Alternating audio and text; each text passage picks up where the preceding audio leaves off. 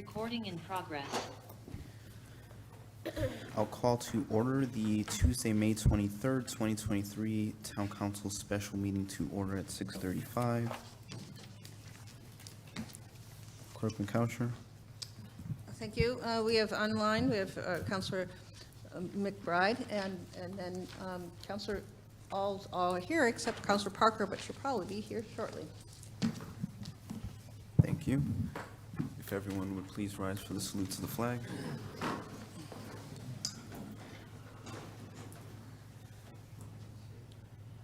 Allegiance to the flag of the United States of America and to the republic for which it stands, one nation, under God, indivisible, with liberty and justice for all.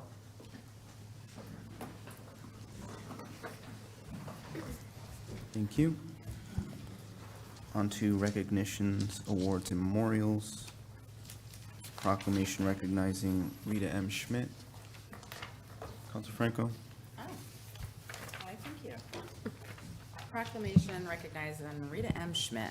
Whereas Rita Schmidt has been an active member of the town of Groton and the Mystics community for so many years in many areas, and whereas she retired as president from the popular Out O Mystic Schooner Cruises, Inc., which operated out of Mystic, and whereas while living on Bank Street in Mystic, Rita became very active in the promotion of Mystic, the Jewel of Connecticut, and whereas she served as a tireless volunteer on many town, regional, and state boards, including the Economic Development Commission, Tourism Development Commission, Heritage Park Advisory Board, Southeastern Connecticut Council of Governments, Mystic Cooperative Task Force, Connecticut's Mystic and More Legislate Board of Directors. And whereas Rita served 5 years on the Representative Town Meeting, including 1 term as moderator and 6 years on the Groton Town Council, including 1 term as the mayor.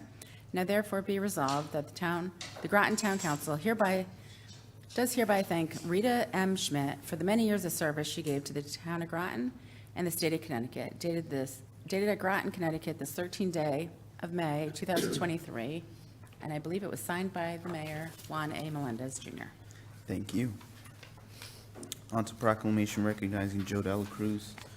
Thank you, Mr. Mayor. A proclamation recognizing Joe Dela Cruz. Whereas Joe Dela Cruz grew up just across the river, graduating from New London High School, where he also coached basketball at the Martin Center. And whereas Joe started his career at H.R. Hillary Company after receiving his certification through the Connecticut Sheet Metal Union, he now serves as the vice president of H.R. Hillary. And whereas Joe showed his love for children and families of Groton by coaching Groton Youth Wrestling, Groton Youth Basketball, and Groton Youth Baseball. And whereas Joe entered the political arena by serving his district on the RTM, the town council, and as state representative for the 41st Assembly District. Whereas Joe and Tammy poured their hearts and souls into the nonprofit organization Community Speaks Out, helping the community through pain and tragedy of addiction. And whereas Joe has continued to be the beacon of hope with his hand always extending to others, now therefore be it resolved that the town council of the town of Groton does hereby thank Joe Dela Cruz for his unflappable energy and the years of service he has dedicated for the betterment of life in Groton. Dated at Groton, Connecticut, this 13th day of May, 2023, Mayor Juan Melendez, Mayor of Groton. Thank you. So we are on to the receipt of citizens' petitions, comments, and concerns. Receipt of citizens' petitions is the portion of the council meeting where the council welcomes comments from citizens. To address the council, please sign the sheet on the table at the front of the meeting room. When you are recognized by the mayor, please approach the podium, clearly state your name and address, and speak into the microphone. Each presentation should be limited to 5 minutes or less, and citizens should, if possible, submit written comments. Presentations should be related to matters pertinent to Groton. To speak during this portion of the meeting via Zoom, please email council@groton-ct.gov by 4 p.m. on the day of the meeting. Yep. First, I have Beth Tillman.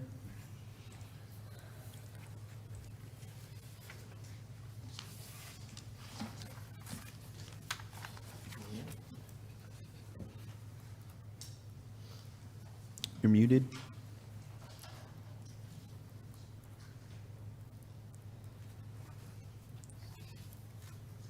If you're speaking, you're muted. We can't hear you.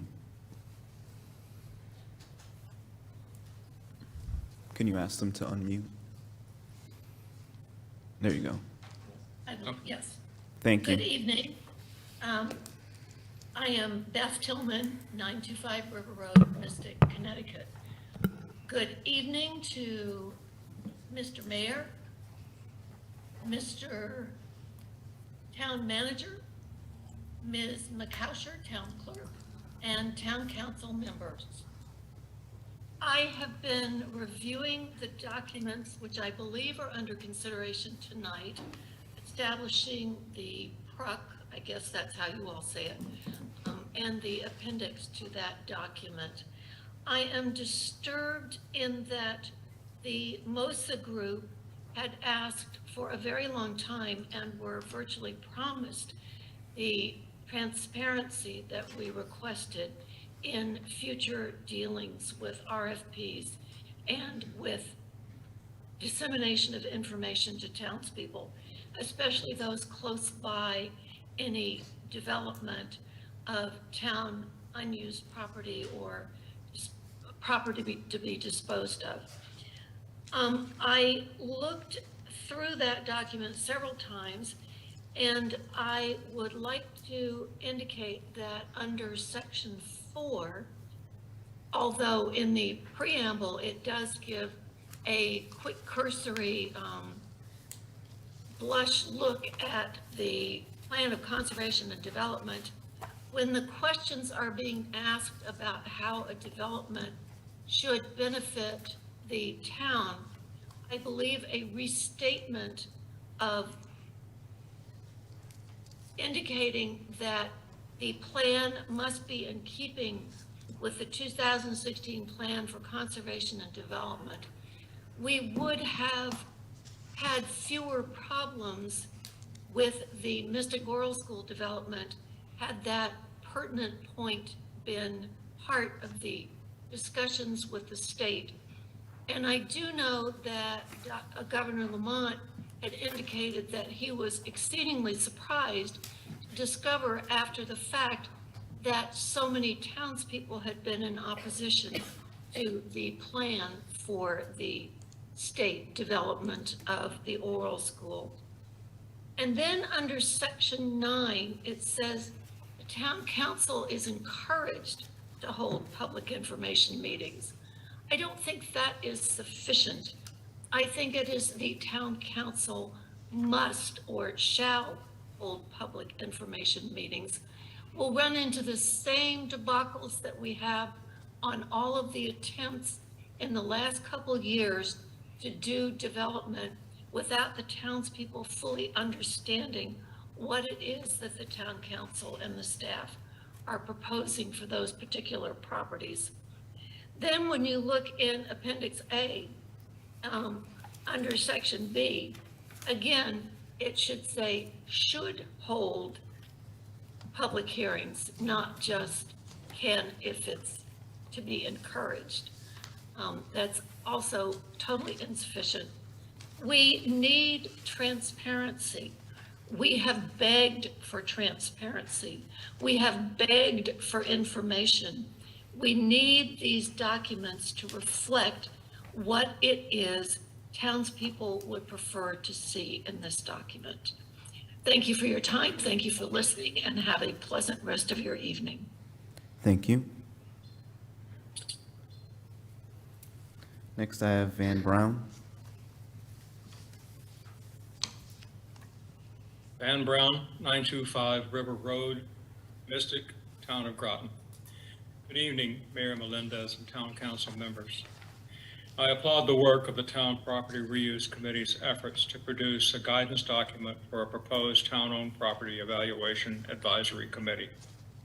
Before responding to elements of the main document in the appendix, I must state I have great concern that it appears a voting bloc wishes to limit comment of their fellow councilors. That is nothing less than censorship, and that is beneath you. This town demands critical examination of any proposal.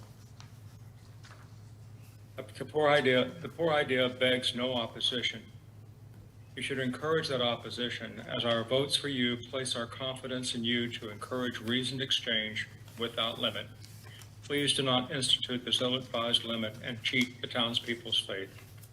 That you have the power and the votes does not mean that any and all ideas should not be discussed, especially in regards to the budget. In regards to the draft edit by the PRUC, it states that the advisory committee shall be chaired by a town councilor as selected by the mayor, and may include 2 additional representatives of the town council, not including the chair, selected by the mayor.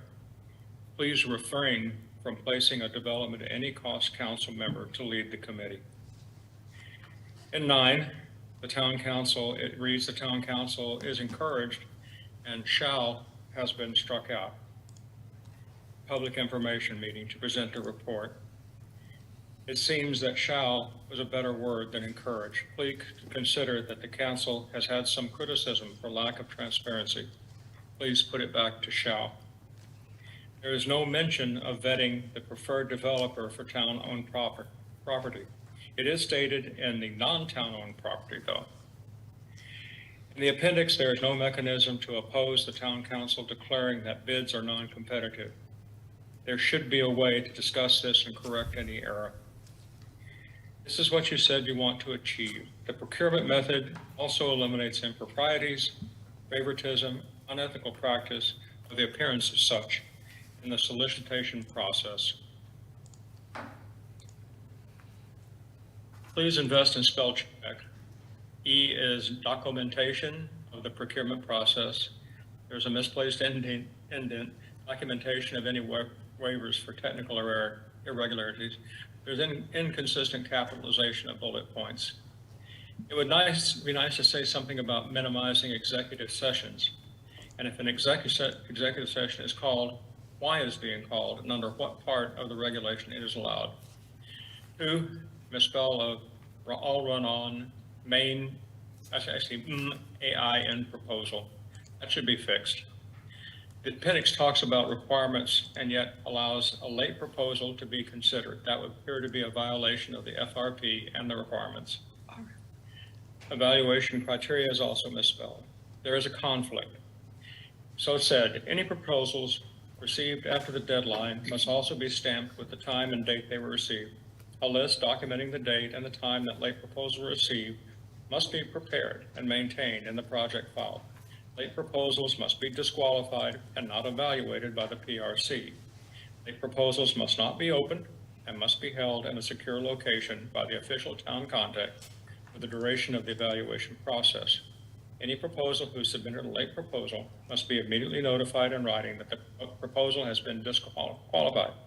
Versus item 3, when proposals are opened after the deadline, they should receive a preliminary review to determine if they meet the minimum submission requirements.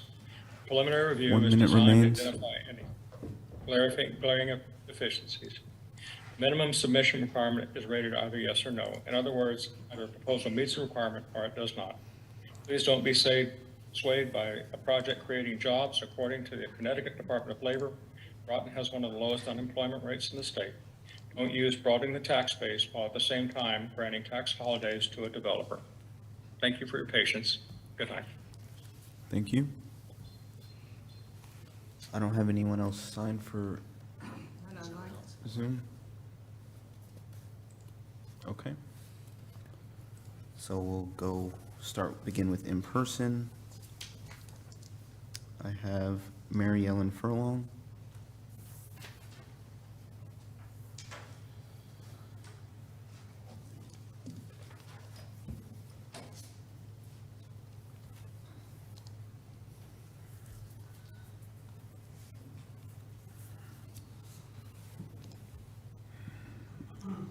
Good evening. My name is Mary Ellen Furlong. I live at 57 Fishtown Lane in Noank, Mystic, in the town of Groton, and I have some thoughts. First, let's be very clear about why the Property Reuse Committee was formed and why it has spent so much time and work on its project. The committee came into being because Groton found itself seriously involved with questionable promoters of 2 data centers and a vastly oversized residential development above the Mystic River. All three projects still hang over the town and make us look like an easy mark. We would have had none of this if Groton had been defended by an independent property reuse committee. Now that we know better and are on the verge of solidifying such a process, let's keep it and use it. It looks as though the data center people are moving on to Waterford right now, so maybe we are already getting the benefit of it. Second, the governance of the town by the town council is increasingly and quite deliberately confusing. Discussion has been sharply reduced. Councilors are in effect gagged. As is happening tonight, cow and regular meetings are mixed on the same night, in and out.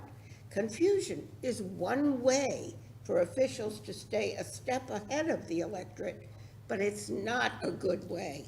There's nothing transparent about what's happening when councilors are not allowed to answer and discuss voters' questions. We might as well have the whole meeting in executive session. Third, speaking of confusion, why is the town holding a surprise vote tonight on extending the tenure of the town manager? This is not the time for vote.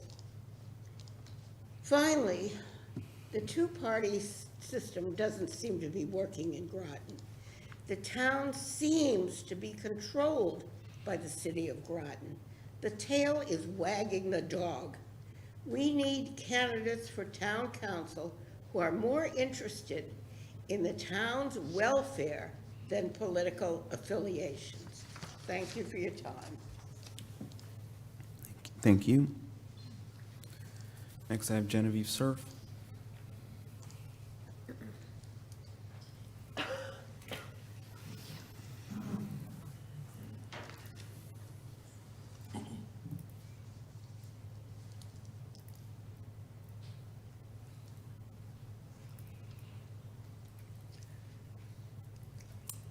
Good evening, my name is Genevieve Cerf. I live at 6 Pearl Street in Mystic. I should have lots of extra time tonight because Ven and Beth Tillman Brown and Bunny have already said most of what I wanted to say. But I wanted actually to put a little bit of a more historical, philosophical note on what's going on in the town. If you think about history, I think even though Americans, we don't know very much about history. If you go back through time immemorial, all the great wars and the battles and millions of people who've been killed in war, it's always been over a land dispute. The rich and powerful have always wanted to seize the land from the poor and the weak.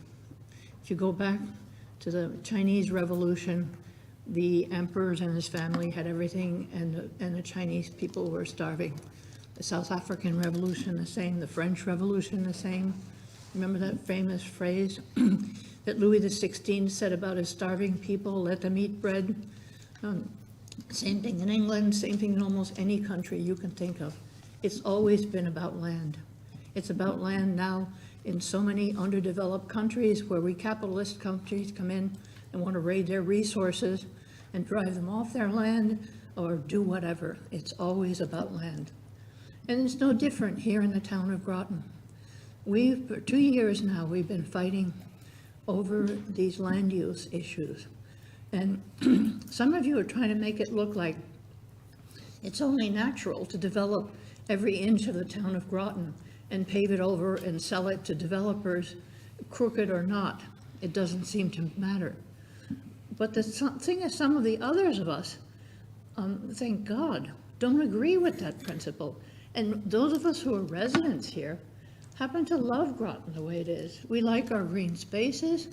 We like that we don't have huge developments the way they have in many states. Florida, for instance, the Tamiami Trail, I remember last time I was there, is absolutely paved over with houses and shops and everything like that from Tampa to Miami. It's absolutely horrible. You know, the poor birds can't even cross the street. So I want you to think about that, because where you feel that it's so important to have development, it's probably because you feel that we need more money in Groton, that we need to increase the grand list, that we need to get more people here, that we need to get more fancy stores here, Trader Joe's, and I hear people always complaining, we don't have a Christmas tree shop, we don't have this, we don't have that. But you know what we do have? We have an absolutely beautiful town and a beautiful coastline, so much so that all these newspapers, the USA Today ranked Mystic as like the top number 7 destination in the US. Why is that? Because we're not paved over. We're still a historical, wonderful town. And I would just like you to remember before you launch into another land war, that we residents here, we're the ones who pay the taxes. We're the ones who work hard to pay the taxes, keep our houses up, keep our community vibrant and healthy. We like it the way it is. We don't really want that much more development. We really don't. Bear that in mind. That is a very important point. And don't start another war amongst each other or with us. And especially don't bring on sleazy developers like we did for the Mystic Oral School, where this man actually had a criminal record. And some of you said, well, that doesn't matter. Well, he was guilty of bribing public officials. Well, hello, you are public officials. And you should be really terrified of bringing in a developer 1 minute remains. who's going to try to bribe public officials. And Councilor Casieri, as a former police officer, I would very much like for you to be kind of in charge of that. Make sure that people who come to us, don't have a background of, at the very least, misdemeanors. I've worked at Groton Open Space Association for 20 years, and we had a lot of really nice developers come to town. They're not all bad. So please try to help find us some nice ones, some ones that won't build 900-unit things, which we don't want. We don't want that. We don't want to have to lodge EB and the Coast Guard and everybody else. We want to stay the way we are. We don't mind a little more development, but not too much. So thank you for your patience. Thank you for having a really great discussion the other day about the bulky waste removal. You actually had a real discussion. I was so proud of you all. And I would like to go on hearing more discussions. Oh, thank you. I would like to hear more intelligent, calm, friendly discussions among you. Thank you. Because most of the time you just vote and we don't Thank you. really hear why you're voting, which Thank is you. a real problem. Thank you. So I've reached the end of my list. If there's anyone who would like to speak at this time, please approach the podium, state your name and address for the record.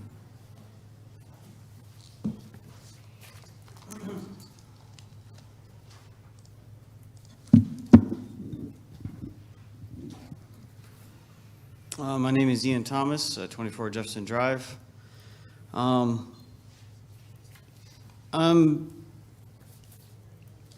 just reiterate slightly what, I want to thank Van Brown and Beth Tillman for their comments tonight on the property reuse policy and procedure document.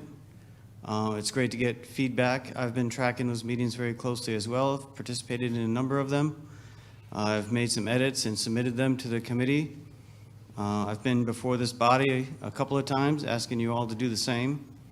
I have yet to see that happen, save for the counselors that are actually on the committee. I don't understand why the Property Reuse Committee document is on the agenda tonight for the cow. When I read the referral or the action, the motion document, it just basically said you guys are receiving it. I don't understand what the point of that is. If there's going to be no discussion, no vetting, no editing, no voting, what are we doing here? There was a huge push and a lot of pressure applied 2 months ago. A lot of critical questions, and this forced narrative of impending development that's being held up because this document is not done.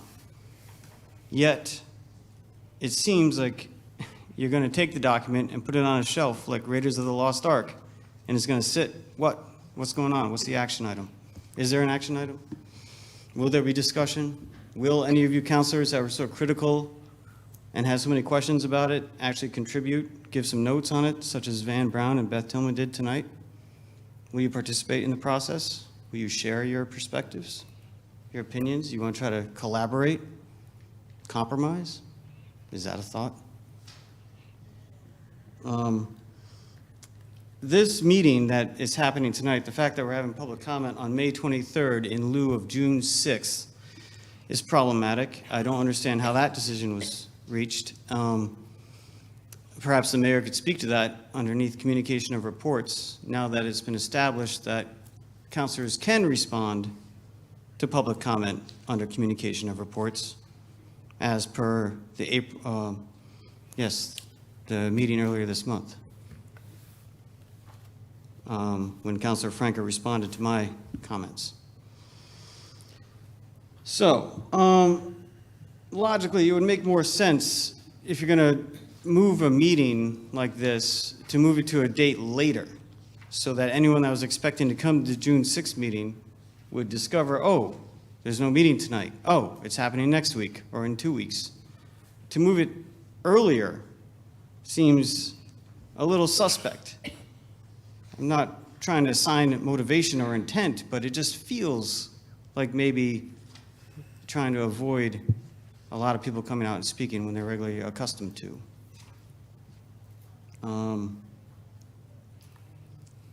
So here we are, and you have the documents going to be presented to you tonight. There's going to be no discussion unless there's a suspension of the rules. And I don't understand what the point is. So will the Property Reuse Committee still be able to meet? Are they going to meet again? Are they going to continue editing Appendix A? The policy part of the document is pretty much, was to a pretty good balance point from what I could take from the meetings. But the Appendix A still had a lot of editing to be done. I know the committee is very eager to get busy with that. So what's the point? What are we doing?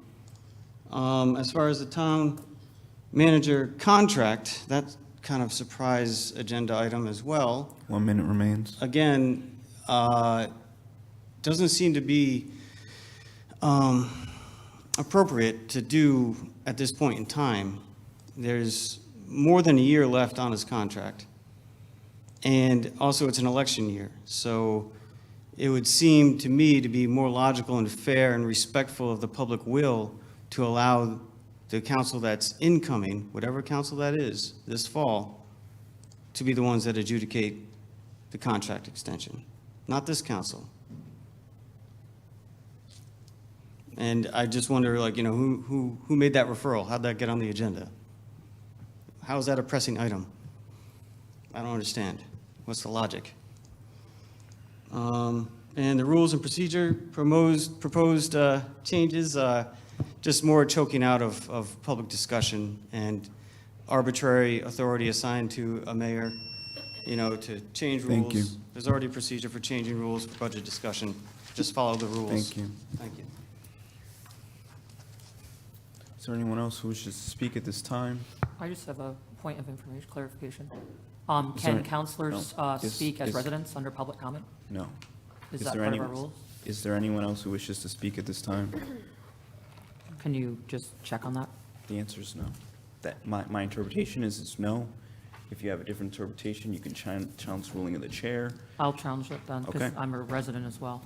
All right, challenge the ruling of the chair. Vote on the council. Can Does councilors, the town manager have any opinion on that? this is a council decision. We're having a vote on whether councilors can speak at As a resident? public comment. If you're in favor, raise your hand. Aye. Opposed? Okay. Can't speak at public comment. Thank you. Thank you. All right. Is there anyone else who wishes to speak at this time? Please approach the podium. All right, seeing none, we'll conclude receipt of citizens' petitions, comments, and concerns. And we will recess the town council special meeting, 7:04. And I will call to order the Tuesday, May 23rd, 2023 Town Council Committee of the Whole to order at 7:05. all counselors are present, so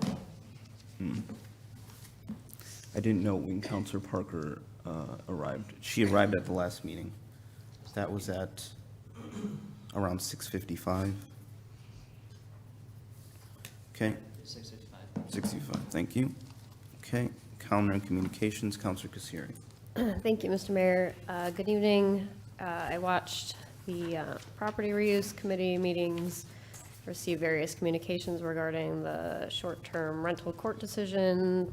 Thank you from STEPS, Inc., Public Safety Committee information, Economic Development Division report, news release about another fatal motor vehicle accident on Schuylkill Road, Coastal Access, an email praising Officers Walker and Potter from the Town of Groton Police Department, an email regarding supporting our school paraprofessionals, Property Reuse Committee emails, and the NIP settlement money. Thank you.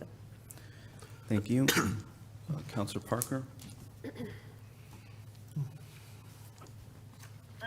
Received the same communication, and I attended TVCCA Employee Appreciation, where we now recognize all employees.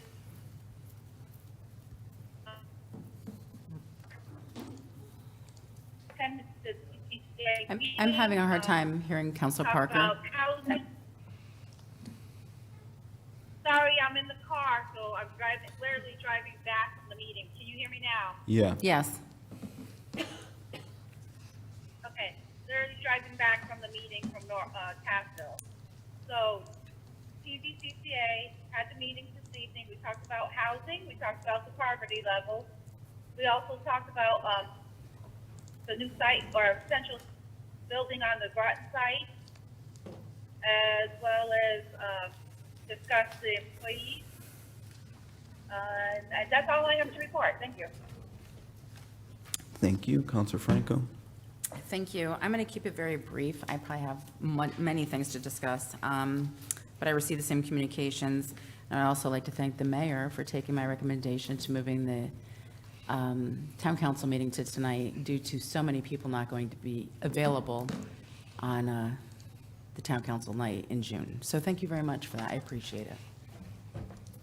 Thank you. Counselor Jones? Thank you, Mr. Mayor. I also received the same council communications everybody else did. I attended two events. One was the Groton Police, this one here, the Groton Police Awards for the Town of Groton Police Department. It was held here in the annex on Friday, May 12th, and it was a tremendous event.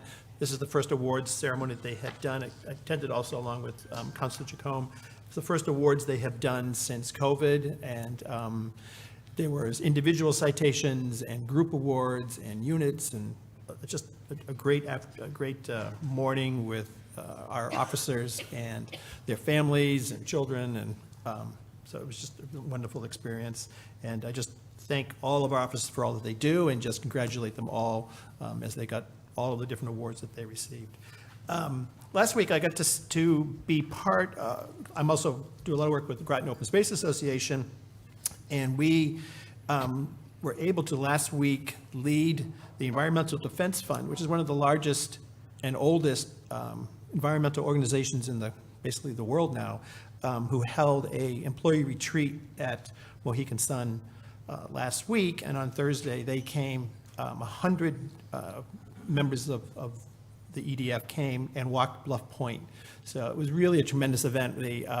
They were thrilled to come here. They were given 5 different choices of what they could do. Each person could go wherever they want, and this is 100 people chose to come here, and we led 2 full bus loads from the parking lot all the way. Actually, we walked them on the Tri-Town Trail section, and then walked from the parking lot all the way up to the end of the bluff and the beach, and they just thoroughly enjoyed it. It was just a fascinating afternoon of really interesting people. So I think Groton shined really, really well in showing off one of our jewels of our conservation with a great organization. So that's it.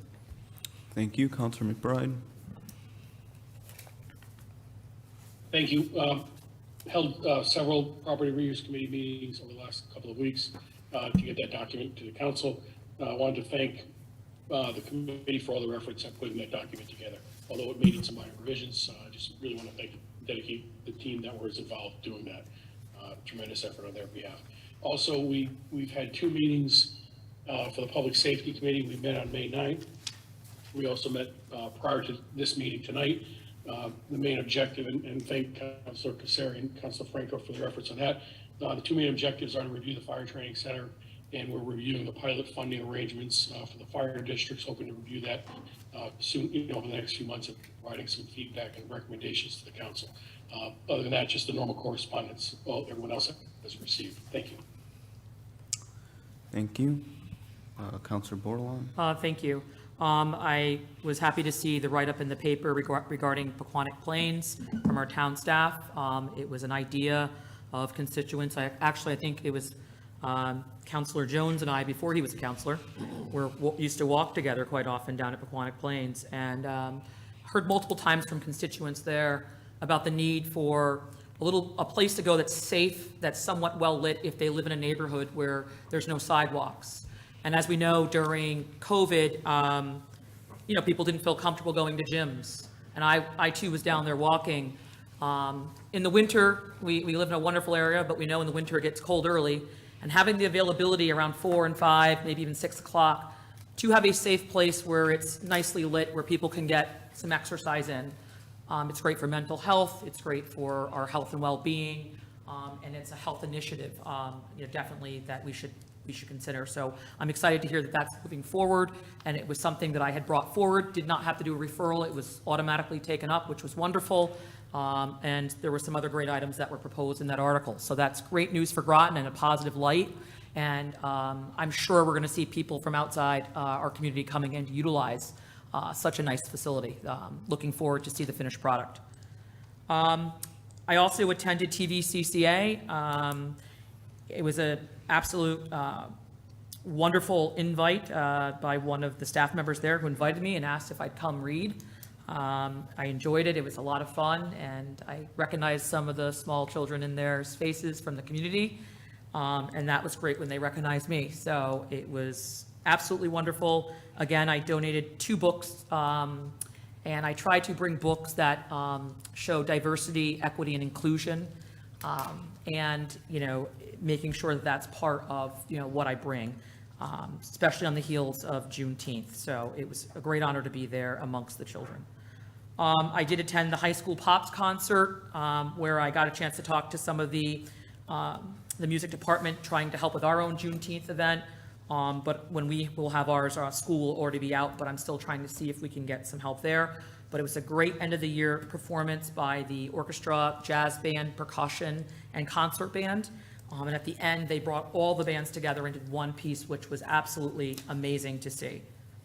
They followed that up with some awards to seniors and juniors that have been participating for quite some time. It was just a great end of the year celebration. They also honored Larry Grundy, who has been with the music department, I don't know, like, is it 12, 13, 15, 20 years, something. His last student was graduating, and they presented him with an award for all the work he has done. I'm hoping he doesn't go too far. I also attended the ECC regional track and field competition at East Lyme High School. It was wonderful to see athletes out again performing post-COVID at competitive levels, and they definitely were met with some challenges not being able to practice in seasons past. I viewed many of the recordings of meetings, public safety, Board of Ed, the list goes on. I want to thank I attended 2 property reuse committee meetings. I want to thank the chair, McBride. This was definitely something that I want to thank the mayor, Juan Melendez, for taking my idea and pushing it forward. Is the document perfect? No. It definitely needs edits, but there was a large community outpour for some input, and I just want to thank the committee for their hard work. I did receive communications about the property reuse committee document. Excited to see something, basically coming forward, and was hoping that we'd be moving.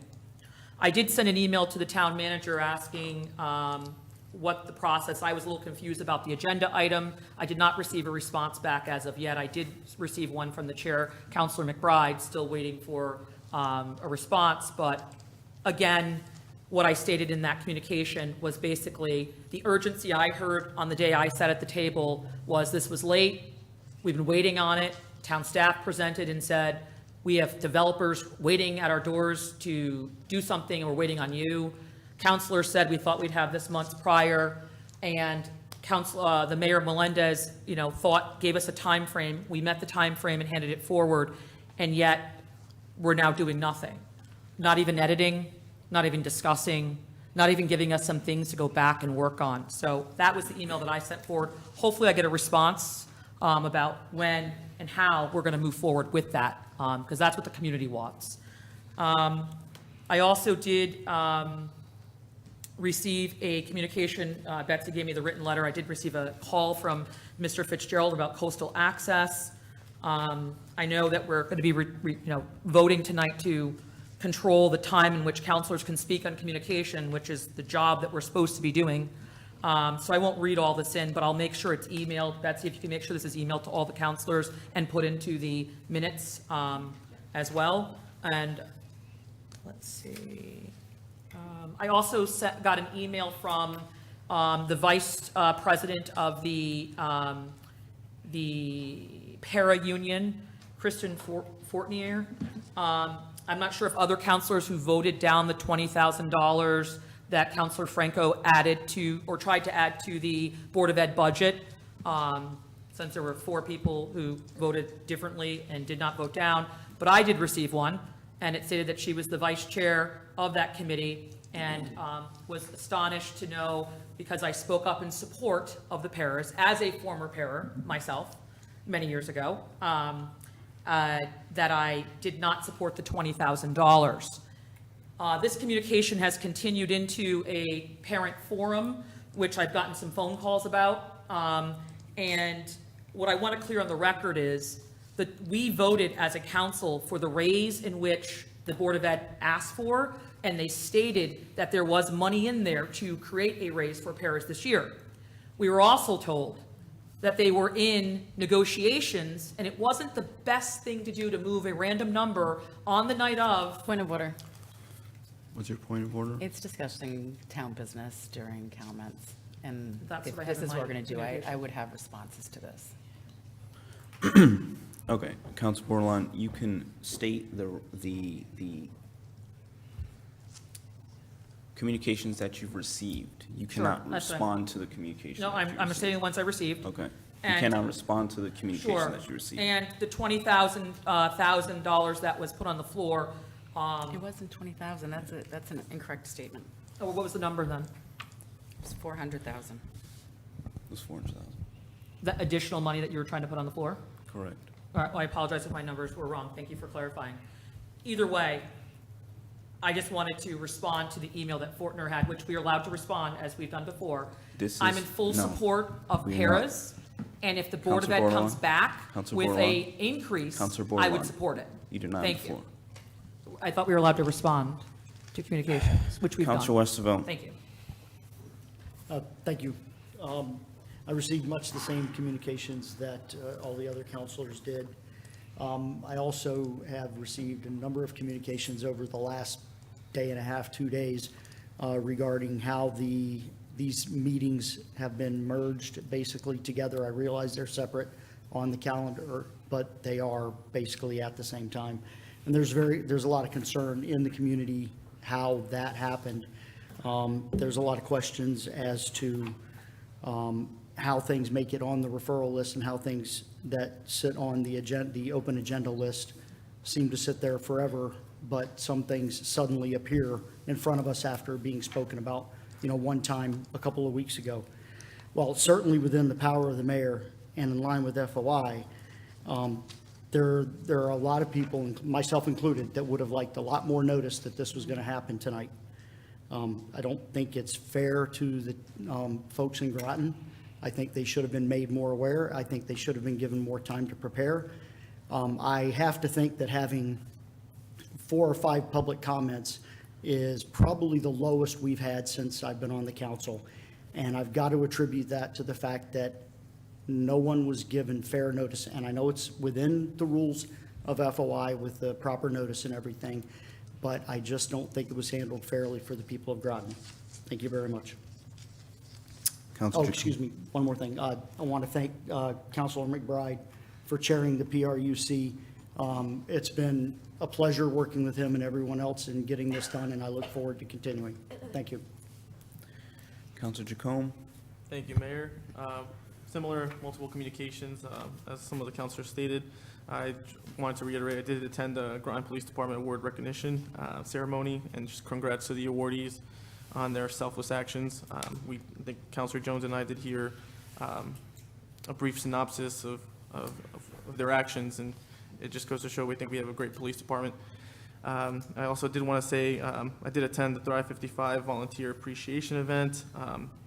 You know, Thrive 55 would not be what it is without the great staff and volunteers that run Thrive 55. So they did have a slideshow, and it's up on GMTV. Thank you. Thank you. All right. So, just to clarify, 2 months ago, the Property Reuse Committee came here and they gave us an update on their progress. And there was concerns from the council. We had a discussion. It was a great discussion, largely productive. One of the main concerns from the council was that this was taking a long time and that we weren't able to develop properties because this was holding it up. The Property Reuse Committee set a time limit of 2 months, and they said that they could be done in 2 months.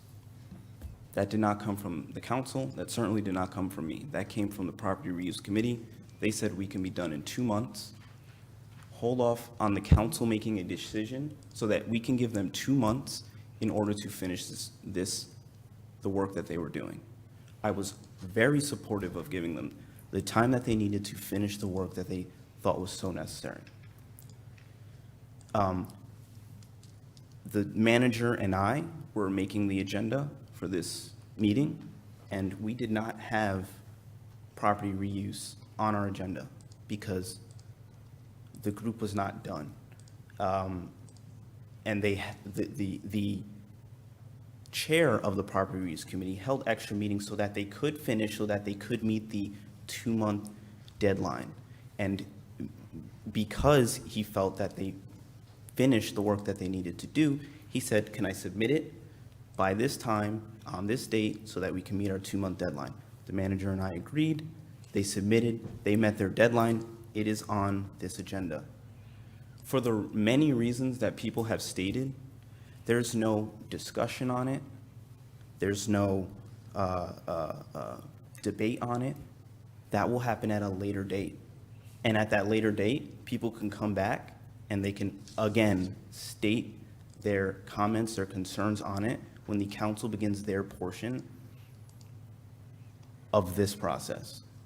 So this is on the agenda tonight because the chair of the Property Reuse Committee wanted to meet the 2-month deadline that they set for themselves.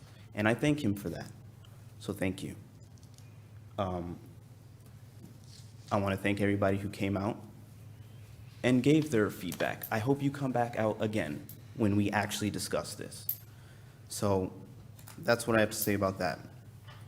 I got a communication from the paraprofessionals, and I just want to acknowledge that communication. I think this council should be supportive of them. All right, so. I have a clarifying question. Sure. I guess to the manager. We cannot direct Board of Ed on how to spend their money. We vote on a lump sum, Okay. is that correct? Okay, so we're not having discussion on this, so we don't need clarifying questions on that. Well, On to the approval of minutes of May 9th, 2023. I make a motion to approve the Committee of the Whole meeting minutes of May 9th, 2023. So moved. Second, Jones. Moved by Melendez, seconded by Jones. I have a question. Council Bordelon? So again, we're not making long dissertations on here, which I think is great, but the meeting minutes tend to be not as transparent, or, we're using words now, counselor suggested, sometimes we use a counselor's name. Either we're going to use all counselors' name or they shouldn't at all. So it's in here on some spots and not. I'm just asking, is that a new change, or is that, I'm not asking for the length or the quality of the writing to be in there, but the format fluctuates inconsistently. So, I guess, who do I ask that, who do I direct that question to regarding the minutes? Do you have any changes for the minutes? Yeah, I think, a counselor suggested the project. Who? Name them. Name the people. Up on the other part, it says, and you move through the thing, but then on page 4, you say, Counselor Cassieri, you should name everyone equally throughout the document. It shouldn't be, what, oh, you don't write them? No, okay. So I just ask that those edits be made, so that they're evenly spread. I don't think, again, if a person had a hearing impairment and they have to read, they might want to know who the counselor is. So, we say we want to streamline it down, but we should be making sure we're ADA compliant and meeting all the disabilities. Some people can only read, some people can listen and watch, some people can do both. This, to me, if I read this and this was dropped on the floor, I wouldn't know who, if I wanted to contact them to ask them more questions. So it's just very inconsistent throughout. It talks a little bit about here on page 5. It goes into collection of bulky waste. It doesn't say where that came from. Where did the creation of the bulky waste thing come from? Why is it on the agenda? It says it on other items of who made a referral or recommendation, but just random people, a counselor. People have a name, and it should be used. Discussion began.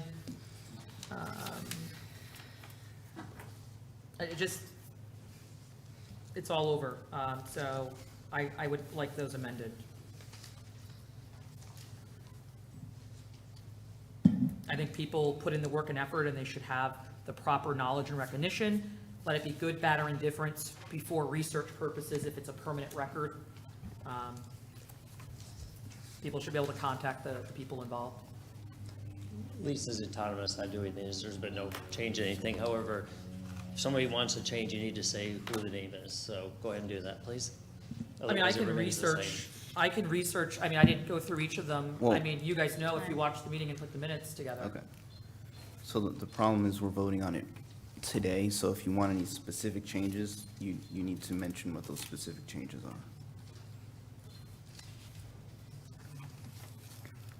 All right, well, give me a minute then.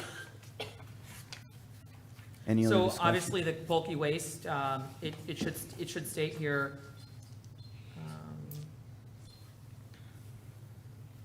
two options were provided to the council. Let me just see where.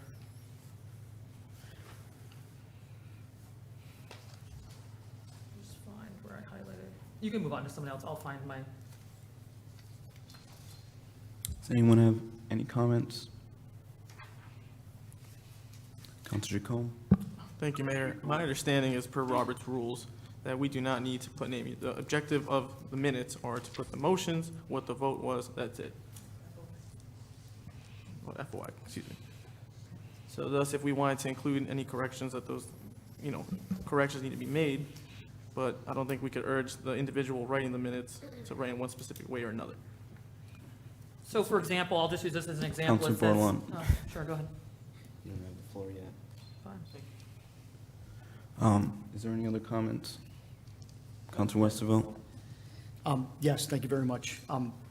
I would have to agree with Counselor Bordelon on this, that I believe that we should use names so that people who are going to read these minutes, the names should be associated for follow-up. That part I absolutely agree with. I can't go through this now and try to put names on it, but I just think that that's a good practice moving forward. I think it's more transparent for the town, for them to know who's making these suggestions and the referrals. Thank you. Just to note that the actual agenda pack did have who each referrals from, though. The original cow pack. Like on bulky waste, it said it was a referral from you, I believe. No, it did not have my name on it. In I the- have that in my plan. I didn't bring it up because, Counselor Bordelon, you don't have the floor. sure. Does anyone else have any discussion? Counselor Franco? I recall discussing minutes in the past and the length of minutes and whether if we wanted all kinds of notations in them, we would have to have, who'd we have to hire, Mr. Burt? Well, to me, these are already more than we should be doing, so we'll pare it down in the future. I personally think there should be less. I think there's a lot of minutes in here that says a lot of discussion, and I don't think there's a necessity to have counselor names. I mean, for years now, I've read in here, and I would just tell you my name's missing numerous times, and I have no qualms about that. It's more of what is the business of the town? What are we doing here? And your vote speaks for where you stand. And so I think these are very long minutes, to be honest with you, and it wouldn't bother me if the person doing them shortened them up a bit, so, and I have stated this on the record numerous times. Thank you. Any further discussion? Counselor Bordelon? Yes, so if one or two words, meaning names, is going to make us, need to hire somebody else, then that's another concern. It's just inconsistent. If you're going to use a name on one counselor on one page, you should name the other counselor on the other page, or just don't name anybody. Ideally, you should name. It is important, and I did check the referral for full disclosure on that night. Counselor Cassieri's referral did have her name, mine for bulky waste did not. So if you refer back to the original referral, it doesn't state there, and then here it just says counselor. So I could agree if we actually put them in the actual referrals as well. But we can stream this down. I mean, it gets to the point where some people's point of orders go in and not others, then let's be consistent across the board. Don't use one name and not the other. For transparency and accountability and the fact that we're streamlining and putting restrictions on a lot of speaking, now this is another restriction, in my opinion, to the right for people to know how people are voting and what ideas they're bringing up and what they're doing. That's what we're elected to do, is do a job up here. So if you take out the name, then what is it? Just a counselor? But then on one page, a counselor's name is there? I'm asking for consistency. That's not looking for more of a workload. I think that is just adding 3 words in this particular document. So under bulky waste, as I checked, Town Manager Burke, if you could have that amended, I'd like that amended as well. And then you could refer back to it. But people shouldn't have to go on a chase under quick notes. 20 years from now, if somebody wanted to bring this back to the table, this is a document. They should know and maybe want to contact that elected official if they're still alive and find out about it and do more research. You can't do that with it. These are choppy notes.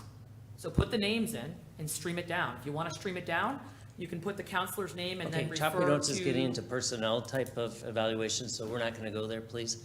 We're not going to start... I'm sorry? Let's not say things that could be derogatory towards the staff that did it. I didn't say anything derogatory. And you just interrupted me. Let me finish, please. Okay, let's keep it polite and civil. I am still speaking, Let's keep and it you're professional. interrupting me and saying that I'm being rude when I'm not, so. Counselor Bordelon? Yeah, thanks. Manager Burt, did you have something to say? Just So I that can be different interrupted? departments do different referrals. Whenever I do a Wow. referral, I put the name in, so I'll ask the staff to do that too. Public Works did this one, it looks like. And I didn't say anything derogatory. I'm Well, speaking listen. up. I said it very clearly. It could be considered derogatory and an attack on a person if you're omitting them time after time. So I'm asking for clarification, transparency, and equal and fair opportunity. That's what I'm asking. I would just like to make it clear, there's never anything intentional. Different people do different pieces of the agenda. Counselor Westervelt? Thank you very much. Basically, what I was asking for is just consistency across the board. And I don't think there's a harm in letting people know who it was that said, that put the referrals in or made specific suggestions. Whether it's allowable by FOI or not, I don't think FOI says you can't. And I just think it's better for the town as a whole that they should know who's talking. But thank you very much. Thank you. I'd like to just thank our minutes taker.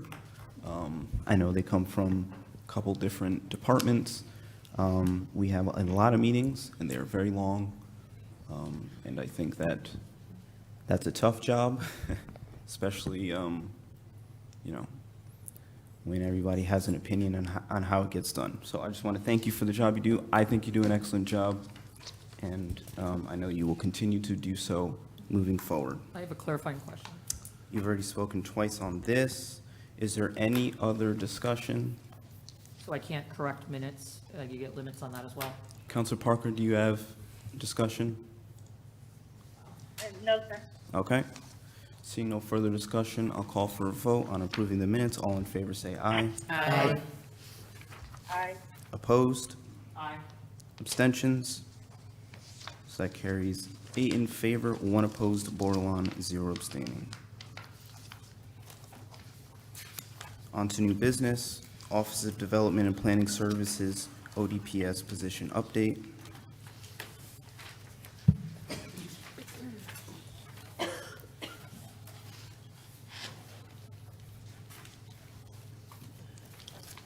Welcome. Hello, good evening, everyone. So we are again talking about employment, no big surprise. It is a very competitive market, particularly when there are certifications needed. There are a limited pool of people who have certain certifications, and thus all the municipalities are quite interested in this limited pool. Given that and some recent changes for the manager of inspection services, we'd like to position ourselves to be competitive when we are recruiting.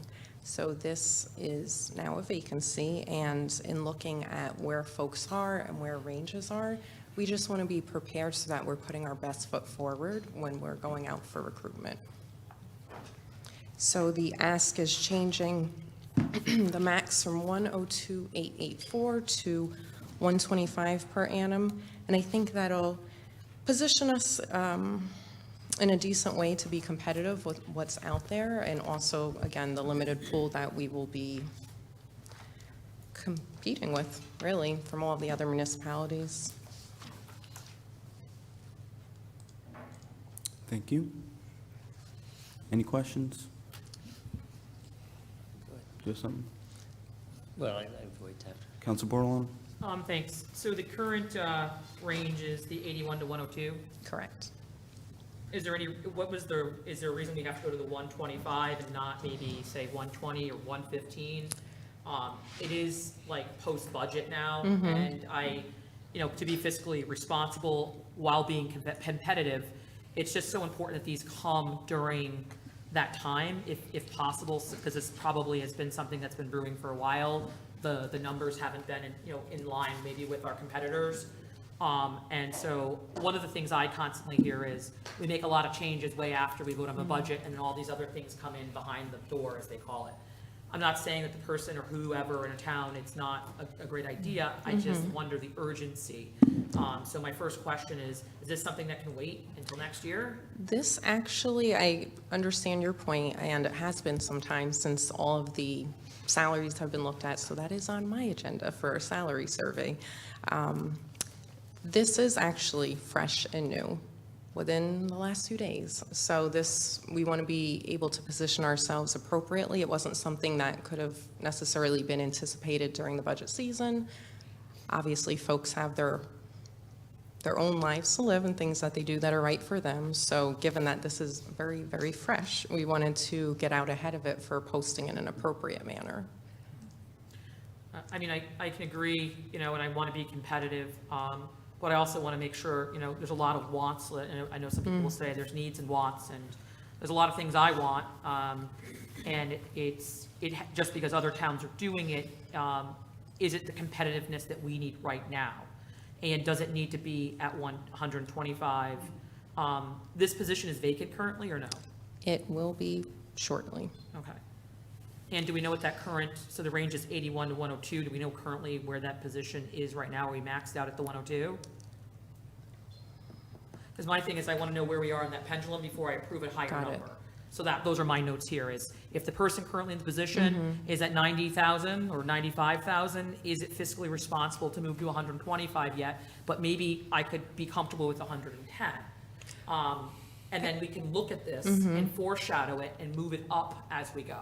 I would say a couple of things. We are aware in the industry that there's been recent offers that are on the higher end, so that's one thing that impacts that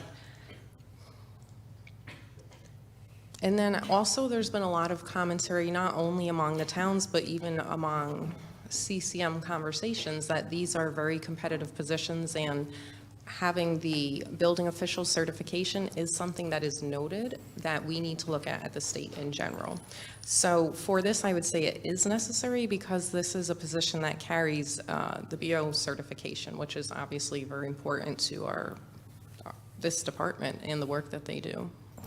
So this number then would move from the 81,000 to 125,000 as the max? It would still stay at the 81? or Correct. what would the- So what the ask is just to make sure that we're putting our best foot forward when we're recruiting and showing that we have the capacity to go up to that, yes. And will this money be in any type of staggered, or what type of contract would one have to meet? For example, I mean, I think, again, when we show our hand up front, it's great, right? It's a recruiting tool, but it's not the most fiscally responsible. So you throw out a large number, you're going to get a large cast back, versus if the range is there and there's a step process to get to that. So after 1 year, one's not going to come in at the max. They need to, I don't know, work for the town for, I mean, what is our contract I think look it like? would, well, it's not a contract, it's a range for all of the non-union, and I really think it would depend on what the person brings to the table. We might find somebody with only a couple of years' experience. I don't know if that would be the person that's selected, but then they would naturally be at the lower end. If we have somebody that is really great, I'm not going to throw any specific things out there because I don't know who's going to apply, then we would look towards the top level, because you think about the market, they can command that in the market because of the building certification that they have. So that's something we have to be cognizant of. What can a reasonable person that has a BO, that has a lot of experience, command on the open market? And there are other towns that are ready to pivot for that, because it's so competitive and they don't want to be left out for a vacancy like that. Well, I thank you for, looking at these, and, again, I'm just looking at the fiscally responsible side. I do think it's important, but I do have concerns about it, because where do you go from here? So you find someone with a lot of experience, you give them 125, and then in 5 years, we're going to be looking to move that number up and up and up. So I'm just a little concerned as to how fast we want to move that. So would it be more fiscally responsible to move a number with a range of 81 to like 115, and then that way we have some room to grow, if that's the max, and then we can just move that and negotiate that as we move along. I think baby steps are better than large steps, because we're putting on the backs of the taxpayers, and that's affecting all of us. But I do think it's important to find sound people and pay them fair. Thank you. And I understand your point. I would say from a compensation perspective, in the general world of comp experts, typically you're not always bringing somebody in at the 99th percentile, because, correct, what happens in year 2? You might be closer towards that, and it's important for the potential employee to see that there is a little room to grow. So even if we're not bringing them in at 124,999, maybe it's a little bit lower, but there should be that cushion there so that they see there's movement. So if we brought them in, or let's say we made the max 115, for one, you're right up against the top, and you may not be hiring at 100% of the compensation, but for two, that doesn't leave growth potential or perspective for anybody that you're bringing in. So the 125, it may not necessarily be we're paying it out. It might if we have a superstar, you never know, but it leaves that wiggle room so that you can come in a higher percentile, but not at the top, which is the way it's often looked at by comp experts. I'd like to move another number. What's your motion? I'd like to move 115,000. It's no disrespect. I'm just kind of. Is there a second? No. I guess I won't have to say it. All right. Is there, Council Chacon? Thank you, Mayor. Director, what is the average income or average number, at least for this position specifically? Do you have a rough estimation? I've seen throughout towns upwards of 150, but if I'm doing a comparison, I wouldn't include Fairfield County. So if I take that out, I would say 125, 130, like as the next tier. But again, there's a lot of things that go into play when you say this is a comparable, whether it's the population or the tax rate, the size of employees, the complexity of that particular position. So it just depends how are you, and this will have to come up when we do a salary survey, what are you using as your comps? one part of that to add in that maybe hasn't always been considered in the past is the market. And I know the market, it's hard right now, it's driving things, so you try to be reasonable, you don't go all the way to the extreme, but you do have to now add that into your calculation besides your comps. What can somebody get on the open market because the salary surveys maybe haven't caught up yet if they're a year behind? Thank you. No, I think we need to remain competitive. And like you said, you mentioned the BO certification. I don't know if the council's aware, but finding a building official is very hard in this state and for other municipalities. So I am in favor of this number. Thank you. I just wanted to add that a local municipality right next to us just went at about what the amendment was, trying to find someone, could not find somebody. They're going out to bid. They're already before that paying significantly more than what we're paying for this position. And we've seen them as high as like in the 130,000 range. So this is something that has to be done. We're going into the construction season. We can't mess around with it. We can't have multiple rounds of looking for somebody. And we are going to have to make some other changes to positions. We can't wait till a salary study if we want to keep people. If I would have had this earlier, I may be able to keep my person. So I'd like the council to consider giving us some authority to go beyond as we need it. Counselor Kasiri. Thank you, Mr. Mayor. Excuse me. Director Green, I think we've had this conversation about basically every department at this point.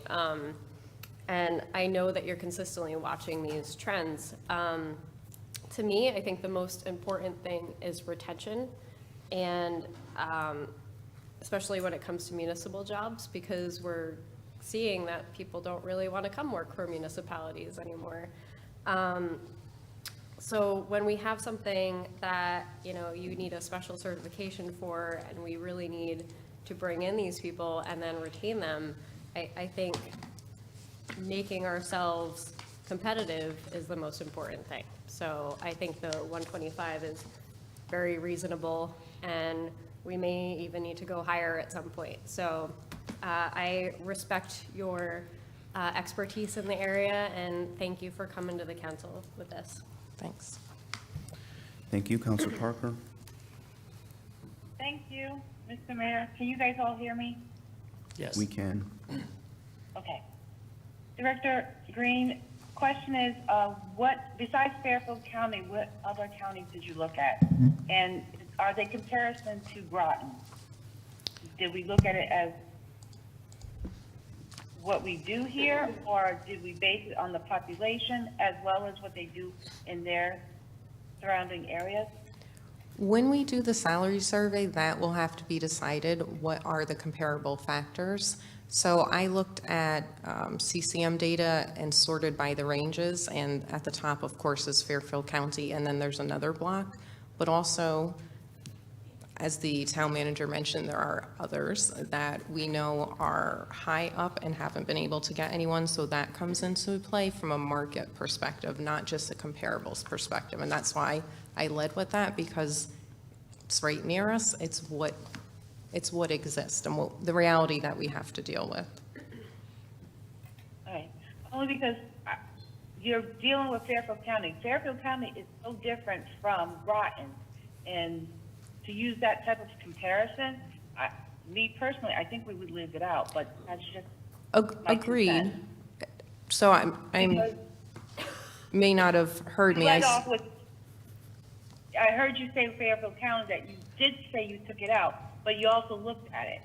So Fairfield County is nowhere near this type of what Groton does. And I'm just making sure that we are looking within here. And CCM, yes, CCM tends to look at the top 5, and Groton's not in the top 5. So are we comparing the top 5 that CCM uses normally, which would be Fairfield County and a couple others that are not near here or similar to Groton at all?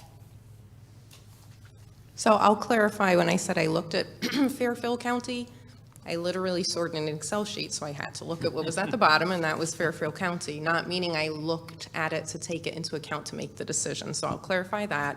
And I'm not familiar with CCM using the top 5 from the HR salary survey. Whoever responds are who we have access to. So I take it as a whole, and then you can break it down as you like, whether it's by population, government type, the rankings, they have wealth rankings, so there's different ways to look at it. Thank you. You're welcome. Counselor Westervelt? Thank you very much. I'm sorry, I may have missed it, but this position is becoming open soon. Is Yes.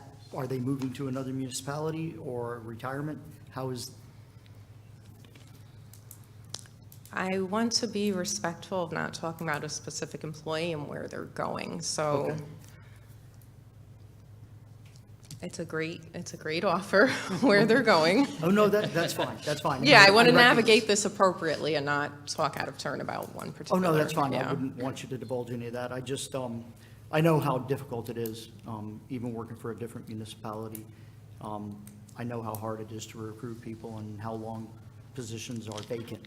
And so getting to a reasonable salary is extremely important. So I appreciate that. Thank you. Thank you. Counselor Franco? Thank you. Yeah, we've had numerous discussions regarding town staff the potential of town staff being poached by municipalities. Much discussion on this. There is definitely a labor shortage going on. There is an increase in minimum wage that has changed the landscape as well. And I think from minimum wage all the way up to the highly compensated, there have been, wages are rising. And it's a slew from, the lowest to the highest. I mean, if you're now comparing yourself to somebody making minimum wage at $15 an hour next month, and then you see where you stand, you're expecting to get a little bit higher because somebody maybe in a minimum wage position doesn't have the experience that maybe somebody has. So you're starting at the lower wages and you're moving them up. And then it's a trickle effect all the way up the scale on top of having a labor shortage. So if we left this position, if the increase didn't happen, and we struggle to get applicants, qualified applicants, how would this position staying open long-term hurt our community? I think it would affect the work of that particular department and the designation of BO official. John, do you have any particular thoughts on how it trickles down? Say it again. How it would affect the work that the department is doing, not having this licensure? We couldn't operate. We would be in desperate trouble. So this is something that has to be done. This is really not an option. So, and it will affect some other positions. We are gonna have to make adjustments. So we're way out of date on our salaries. So we should expect more of this. Yes, unless you give us some flexibility in making changes. And this will be not, this will be all up and down the scale from highly compensated down to lower Well, wage there's- workers. There's, unions are controlled by contracts, so it's only, but yes, all. The levels, non-unions though, right? It's especially though, because there are certain positions that are near impossible to find right now. Anything with certifications, like the trouble we've had in finance, we need to be paying more than we are. Okay. Appreciate your responses. Thank you. Thank you. Counselor Bordelon? Thank you. And again, I know you're still new, so you're just going through, so this is not, but for me, it's a matter of being proactive versus reactive, and I find that Groton tends to be more reactive, so someone's leaving, let's increase it. You're just, I mean, you might just have more people that say, I'm leaving and need an increase. I get it. I just think that we have to figure out a way. I think it should be the purview of the taxpayers and the community, so I think it should be done here at the council level with the changes, which we're doing now. But I do think that we need to find a way to move these pretty quickly, and so that A, we do retention, and B, we're not in the catch basin of being reactive to, the cause of an effect. Now we're having to raise, and it just creates this kind of, I don't know, this weird debacle, I feel.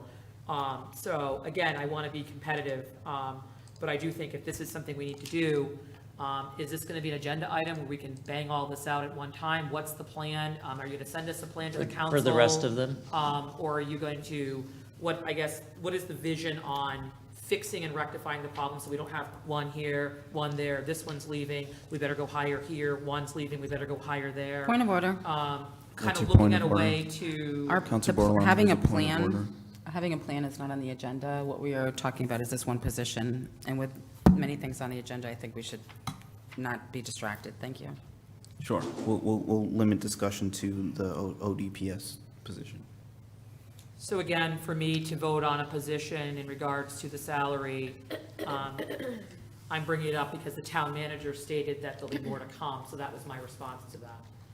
And I just- will send out a message if I have to, since we can't discuss it here.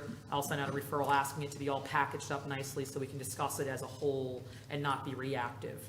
So, but with this, I personally think the number, I did some searching on here in different sites, and obviously there's a million different one from the CC. I mean, it's all over from Fairfield to New London to Old Saybrook, size of municipality.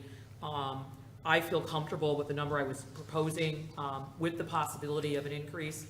Is there any other caveats that are given to town employees besides their salary, besides benefits and medical and all of that, that we do as incentives to retain or attract?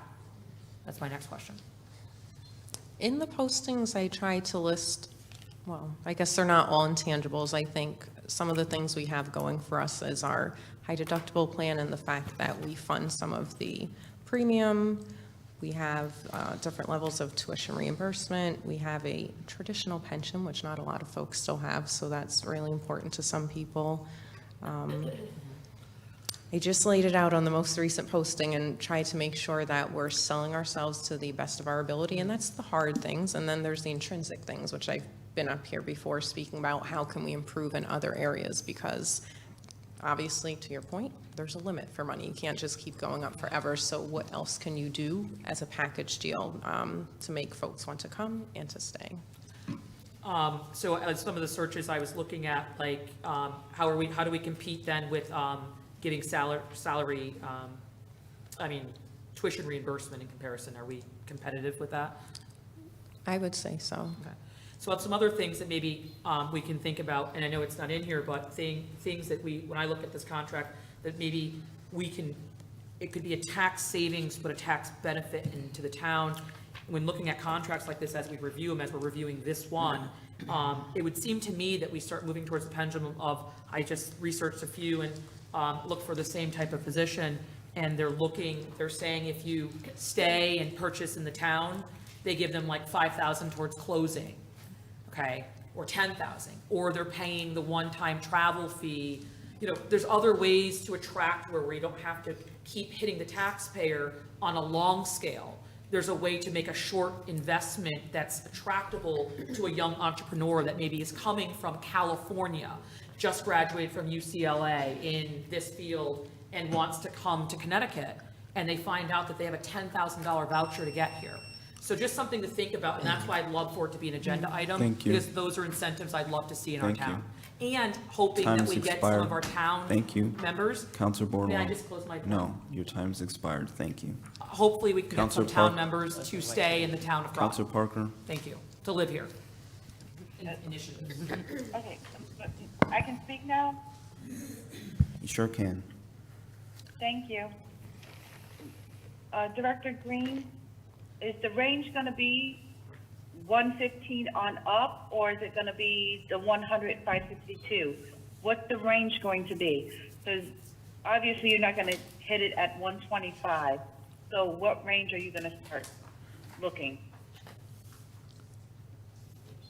The range, the suggestion is to change the maximum of the range to 125. So it would remain the 81, and the max would be 125. All right, so they may not have the experience or the years on and may not get 125. So Right. just to clarify for the public, I just want to put that out there. Oh, yes, So you're agreed. still keeping the 81, 331, but going all the way up to 125, and sometimes people do not go all the way up to 125. Correct, it depends what, Thank yep. Thank you. Correct me if I'm wrong, Director Green. One thing we've run into is a lot of people stay at government for a while, and so you often see the pay lagging. So CCM is always running behind. However, you really, when they actually come open is when you see what's really out there, like, oh, they've got offers for like 6 places for paying 20,000 more than us. Oh, wow, we gotta do something. You know, so it's hard to know where you should be at because it's hard to be totally proactive unless we just say, okay, we're gonna increase them all by 20%, you know? So it's difficult. I think we'd struggle without a real wage study to just plop everything down at once.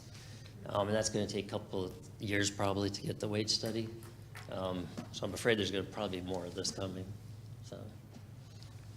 I would agree that there's sometimes a year lag behind CCM, and it is true that the proof is in the pudding sometimes when you look at the postings that are out there and what different places are getting when they cast that net out there. And I do want to just come back to the down payment assistance. I'm personally familiar with that, and I know some organizations have had it, so that's an interesting one that's crossed my mind.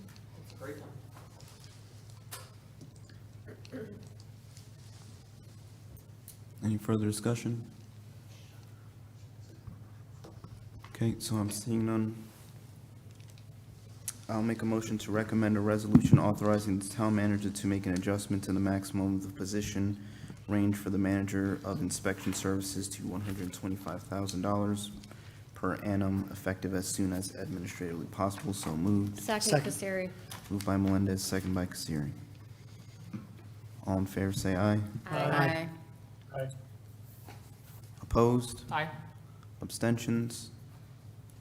Carries 8 in favor, 1 opposed, borderline, 0 abstaining. Okay, thanks. Good night. Thank you. I just have a clarifying question. What's your question? To the town manager. If we wanted to talk about the, tuition, well, the tuition reimbursement's already talked about. If we wanted to talk about a down payment for a home or retention in a town of Groton or any of that, would that need to be a referral I send forward, or? No, I think it's an interesting idea, so we can research that. Okay. And you'll bring it back forward? Yeah. Perfect, thank Yeah. you. And then could this one be grandfathered? How would that go? We have to get this posted like tomorrow. So, I mean, let's say we ran into negotiation, there was an issue. There's nothing on the floor. Potentially, yeah. We'd come back, we'd have to come back All right, first for so we're that good. permission, but. No, we do have permission to use some funds, correct? For moving expenses, yeah. Are we still talking about the item? Because I think we need to move on. There's no motion on the floor. We have to move on. Could I request a recess? I'd like to request a recess as well. The council will stand in recess at 8:02.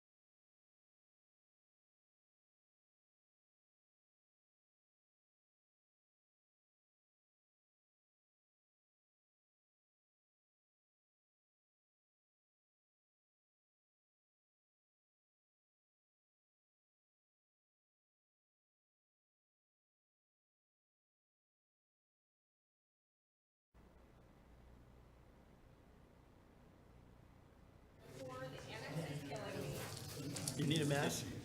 She's got tissues. Good? She's got All right. tissues. All right, we're good. Remember how much worse this room used to be, though? It used to be so much worse. Fresh air. Okay. Should be fine. The council is back from recess at 8:15. So you're in council now or committee of the whole? The committee of the whole is back from recess at 8:15. Something's back. On to 5B, town manager contract extension. Let's see where the, I can make the motion. all right. To recommend a resolution extending the town manager's contract by 2 years. So move. Second, Jones. Moved by Franco, seconded by Jones.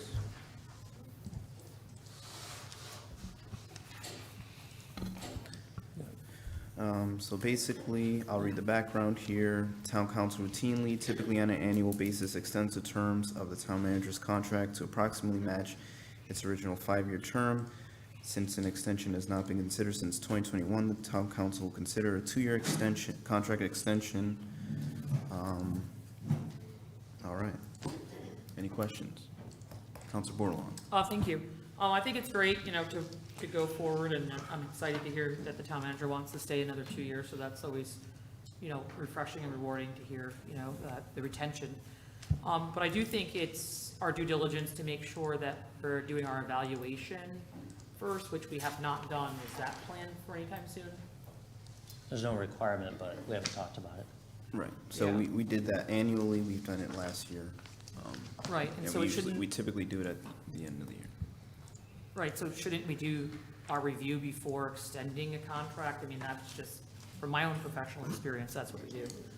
Also, we are coming into an election season, and I feel like the new council coming on should have a say, even if I want the manager here, or if I didn't want the manager here, or extended, that should be something of the new council coming in. But at minimum, we've had no town council discussions, no executive sessions to talk about personnel, no evaluations have been done. And to throw this on here and not allow discussion, and then possibly say, oh, we can't say that, don't speak badly, or, whatever, in whatever way, because it's a PR issue, we're not giving that room to discuss. Also, it's not allowing for the community to put the input. We do not have what's considered a strong mayorship in the town of Groton. So therefore, the town manager is the highest paid position and is supposed to be taking the direction of the council. The council is the governing body that is the boss of the town manager. The town manager is in charge of town staff with the direction from the councilors. So all councilors are supposed to be treated equally, equal communication, equal accessibility, and they're supposed to be very neutral in nature to everyone. I think that we need to have a meeting to do our proper, evaluation. I've never gotten an extension on anything in any career ever without having, going before and having the discussion behind closed doors first, which I just don't know why we're not doing. And it doesn't mean that I'm for or against. I'm just asking for the process to be done in a fair manner. Because if someone had a concern up here, how would you like that to be addressed today? That's my first question. You can make a motion. To what, go into executive session? No. Oh, so how would we discuss This is- something that's a PR thing here? It's not, the right platform. I don't understand your question. We're discussing whether to give the town manager a 2-year contract extension, and you can make motions. It would be a referral to also do an evaluation at some point.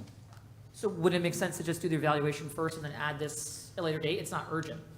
Well, I'm So going to ask the council. The council can decide which order to do it in. This is on our agenda today. If the Who council. put it on the agenda? Me. At what direction you felt this was, I'm just asking, maybe you could speak to your referral. Recording in Okay. progress. It's recording anyways, don't worry about anybody. If you could just speak to your referral then. This is on the agenda today. If the council feels they should do an evaluation before an extension, they can vote this down tonight. if they feel like this is, they have the information that they need, they can vote yes tonight. So I'll make a motion to amend this. I think it's great to do an extension, but my motion would be to do an evaluation first at a later date. There's no rush, town manager's not going anywhere, and there's nothing precluding us. We have plenty of time left on his contract, and let's do our evaluation and do our due diligence like we would do in any other job setting. It is a paid position. I'm looking for a second. Second. I got a motion by, Point of information, sure, could you please restate, because, Mr. Mayor, could you ask Council Bordelon to please restate her motion clearly? Sure. so the motion is to do an evaluation before the contract extension. That's a motion by Counselor Bordelon and a second by Counselor Westervelt. And again, it's not for or against, because I don't think this is the proper platform to discuss that. I think we should be coming in ready to vote up or down our extension or non-extension. But I think we, as a council, should be doing our evaluation, because it is a paid position. Thank you. And I'm speaking to my motion. Your time has expired. There's no time limit on speaking to your motion, is there? Of course there is. Your time has expired. Is there any other discussion? Counselor Jones. The rules just change whenever they want. Thank you, Mr. Mayor. Can we just have, what would be the dates of the contract extension? Counselor Bordelon, you are out of order. You do not have the floor. You do not have the floor, Counselor Bordelon. I asked for a ruling on Counselor Bordelon, that. you do not have the floor. I'm asking to be treated fairly, that's all. Don't change the rules just for Counselor me. Bordelon, you do not have the floor. I don't care if I don't have the You floor. had 3 minutes to speak. You had 3 minutes to speak. Point of order. You had 3 minutes to speak. What's your point of order? I agree. You Decorum do is not what I'm have- asking. You do not have the floor. You So- had 3 minutes to speak. You can put your hand up and speak an additional 3 minutes. You After had 3 the minutes. motion is Counselor made, Bordelon, you do not you have the still floor. have time to speak to You your do not have motion. the floor. You change the rules whenever you want. I asked to be treated Counselor fairly, Bordelon, and I asked for the decorum. rule is that you have 3 minutes Motion to to speak. recess. Motion to recess. There's no motion to recess. There's no motion to recess. Counselor Jones, you have the floor. You're not treating everyone fairly. It's decorum, it's exactly what it is. What would be the dates? I just know when it starts. Yeah, as mentioned, the council every year, except for last year, adds a year on, always keep it out to the 5 years so that I can make decisions for family, for whatever big decisions come along. So I think it puts it out to, it'd be 5 years from August 2nd, I believe. And just to mention, the manager before me had no limit to the contract. There was no time limit. So it's 5 years from August. Yeah, because you have to be able to have time out there, to make So decisions. 2023 Yeah.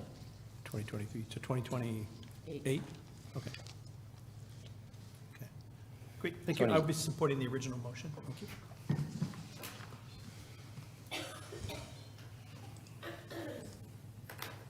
Counselor Westervelt? I'm sorry, I may not have heard that right. When does the current contract expire? It's 3 more years. We always add on to keep it at 5 years, so that me and my family can make decisions. That's pretty standard, so. Okay. No, thank you very much. And I'd like to, for the record, I believe when people have made motions, they've been allowed to speak. And I don't recall them being, their time limits if they made a motion were, I don't want to say stopped, but I don't think they were limited. And with her making her motion, she was. Counselor Westervelt, would you like to challenge the ruling of the chair? Yes, I would. Okay. Counselor Westphal's challenging the ruling of the chair that Counselor Bordelon has extra time to speak. Those counselors that believe that she does, raise your hand. Those that believe she does not. Okay, thank you. Counselor Westphal, you have the floor. That's it for now. Thank you. Any further discussion? Counselor Bordelon? So, in fact, the contract has 3 more years on it, is that correct? Yeah, we always, in the past, kept it at around the 5-year mark. So that, for instance, looking at renovating a house, I can't make a decision without having some time on it. So do you think there's an urgency in proper process and due diligence to just do your evaluation, because there's really no rush, you're locked in for 3 years. That's up to the council, but I asked them to approve it. So my question is, to the person who made the referral, were you asked by the town manager to put this on its agenda, or was it your idea? I asked Oh, you asked. to be able to put it on sometime, yes. And I guess my concern is, I mean, if there's 3 years left on, I don't understand what the rush is. Maybe you could speak to that. I did about decision-making, but I really have nothing else to add. It's up to the council.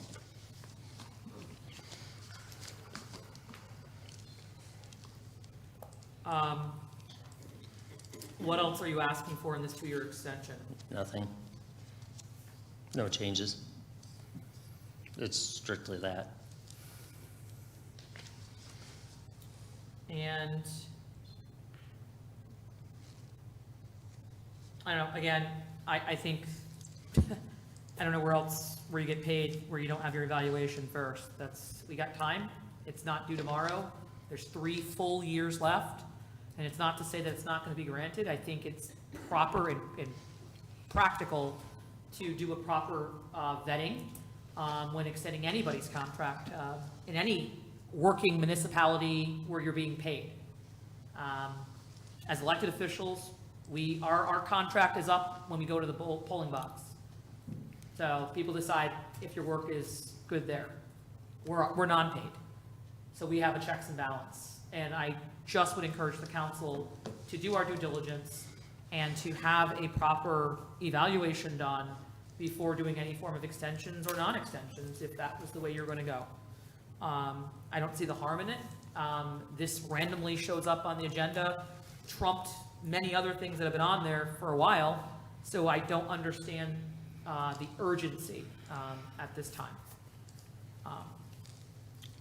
I think what was stated, I don't think it's going to hurt. I guess the town manager, would it hurt to wait a month? I don't think you can do an evaluation in a month, and it's not tied to an evaluation. I actually first asked about it last year. It's just taken this long to get to it. You asked about it, when did you ask about it? Last summer. I don't have it in mind. Talking through with the mayor, and we just didn't get to it. Right. I just think it would be not great for the constituents and folks who want to speak to this and be a part of it. Again, what we're here to do is represent the people. That's how we got our seat. And then we pay a town manager as his boss to run our town. There is an accountability there that we have to uphold to the people of the community. That's my thoughts on that. And again, it doesn't mean I would vote it up or down. If I vote down today, it's because I would like to do a proper evaluation. It's nothing to do with the integrity or thoughts of the manager staying or leaving. It's mere principle and process for the elected people in our community and our constituents at large. Thank you. I am representing the people of Groton by ensuring that we keep our town manager, who's doing an absolutely fantastic job. I evaluate his performance every day. I work with him extensively throughout the day. Whenever there's a concern from the community, he addresses that promptly. When there's a concern from the council, he addresses that promptly. He's a great manager. We are lucky to have him. This is not a pay increase. This is a contract extension. Typically, the town manager has 5 years. As the town manager previously alluded to, the previous town manager had his contract and it was indefinite. Now we are working on a different system where it's 5-year terms, 2 years have run off. He's simply asking to extend from 3 years to 5 years. That's where the contract will be at. We see how we've lost other directors and other positions because we're not paying enough or various other reasons. I think when the council has a well-qualified employee make a reasonable request, we should abide by that request so that we can retain our talent here. That is what's best for the people of Groton. Thank you. Councilor Westervelt. I don't disagree with you. However, I think that, I mean, in keeping with the 5-year program, I believe in evaluation across the board. I mean, I believe evaluations are important. But delaying approving a contract extension until it becomes exactly 5 years, that's 3 months from now, 2.5 anyway. I think that's a reasonable period of time to have an extension, and I just think that that would be fair and transparent to the people of Groton.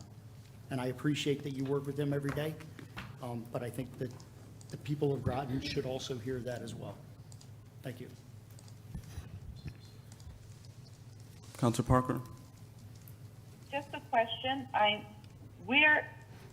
Thank you, Mr. Mayor. We are Mr. Burt's manager, correct? Yes. Overall, yes. I was confused about a statement that was made this evening about the people need to speak about this. This is the town council and the town manager. This is not open to the public for discussion. So I'm going to ask to remove the question and go ahead and vote. Can we second that? Just Right, so is there a second? second? Okay. To remove the previous question? Move the question. Move the Oh, question. to move the question. Motion to move the question by Counselor Parker, seconded by Counselor Jones. This requires, 6. actually 5. You only have 6. Point of It's 5. information? 2/3 of 8, 2/3 of 8 is 5.33. We changed in the rules, though. Oh, you changed it, okay. Yeah, it's fine. Oh, okay. It's Yeah, fine. was- All in favor, say aye. Point of, Aye. It's not debatable. oh, it's not, a point. I just had a question. Okay, what's your question quickly? I just wanted you to explain to me exactly what it meant, because I It was means- kind of confused by moving the question. It means we're going to vote. Vote on which, the amended Counselor, motion? yes, Counselor Bordelon's first, then Counselor Franco's. Well, we have to vote on moving the Right, first. That's what he's right. asking. We're voting on moving the question. Stopping And, discussion. and if we move, and if it passes, then we'll vote on Counselor Bordelon's amendment. And that if that, Point of order. Point of order. We're in the middle of a vote, and you can't ask point of order questions. You're discussing it. Okay. We're already in the middle of a okay, vote. we are voting on the motion to move the question. 5 votes to pass. All in favor, say aye. Aye. Aye. Opposed? I'm opposed to. Opposed. Abstentions? Carry 7 in favor, 2 opposed, Counselor Bordelon and Westervelt. David McBride has left. Yeah. 6 in favor, 2 opposed. Bordelon, Westervelt. So we will vote on Counselor Bordelon's motion. All in favor, say aye. Aye. Aye. Opposed? Aye. Aye. Abstentions? Fails 2 in favor, Bordelon, Westervelt, 6 opposed, 0 abstaining. Now to vote on Counselor Franco's motion. All in favor, say aye. Aye. Aye. Opposed? Aye. Aye. Abstentions? Carry 6 in favor, 2 opposed, Bordelon, Westervelt, 0 abstaining.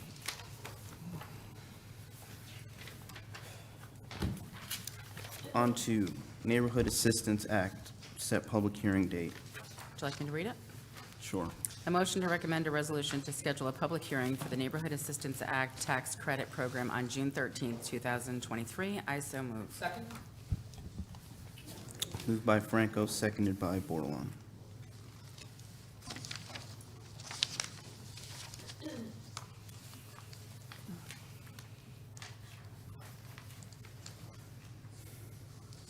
So this is just for the public hearing day. I'll read the background. At May 3rd, 2023, Town Council meeting, a public hearing was scheduled for the Connecticut Neighborhood Assistance Act Tax Credit Program on June 6, 2023. That meeting has subsequently been canceled. Submission of the approval for the NAA Tax Credit Program must be completed before July 1st, 2023. Staff requests that the public hearing be rescheduled to a special meeting of the Town Council on June 13, 2023. Any discussion? Seeing none, I'll call for a vote. All in favor, say aye. Aye. Opposed? Abstentions? Carries unanimously, 8 in favor, 0 opposed, 0 abstaining. On to the establishment of tax rate for general fund.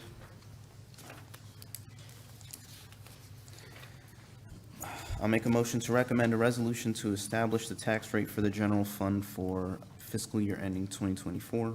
So moved. Second, Jones. Moved by Melendez, seconded by Jones.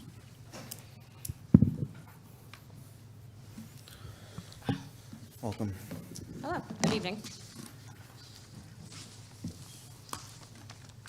All right, so we have the general fund tax rate, now that the RTM has finalized their budget process. Do you want me to read this, or? No, you can just. Okay. Yeah. So basically, after the RTM deliberations, the original mill rate that was presented previously has reduced slightly. So the proposed mill rate for the general fund is 22.13, which is a 4% increase over the fiscal 23 mill rate, or 0.85 mils. Thank you. Any discussion? Council Bordelon? Can you just speak to what the manager's rate was going to be, what the council had, and where it ended? I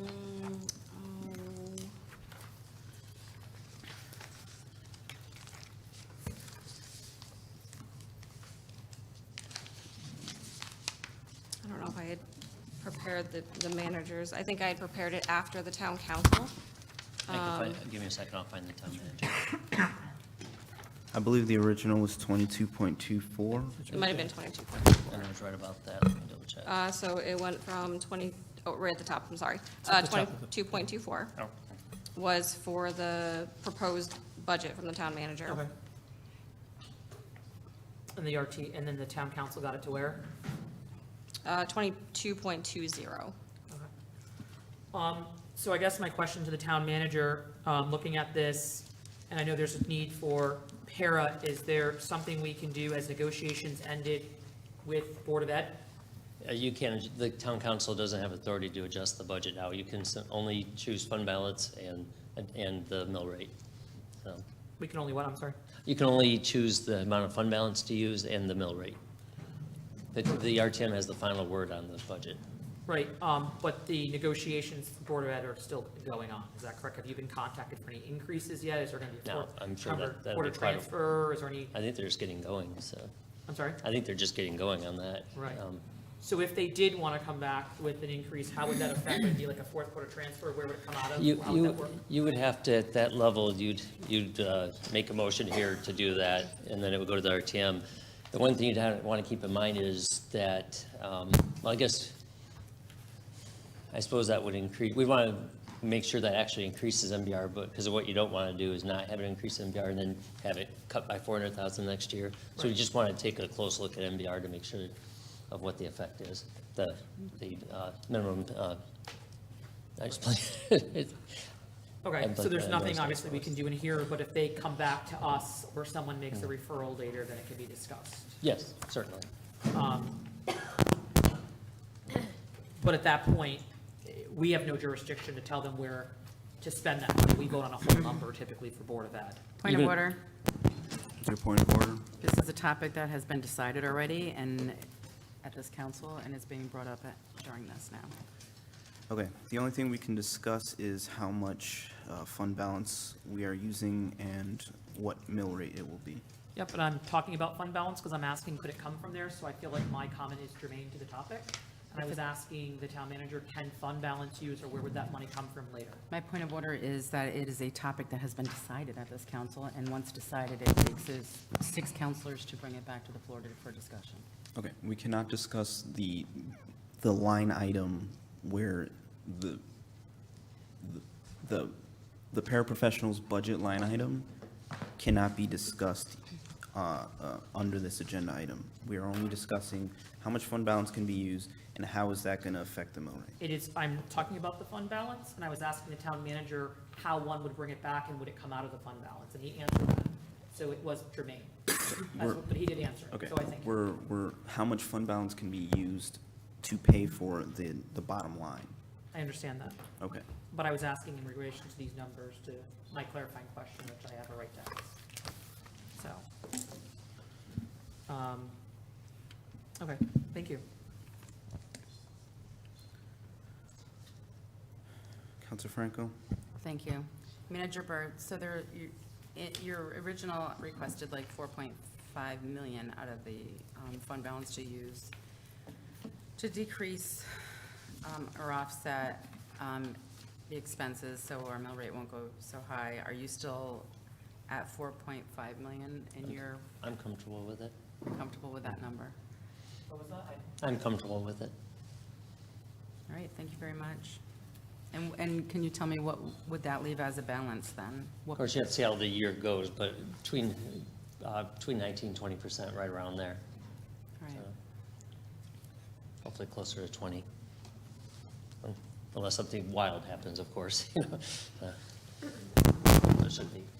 Thank you very much.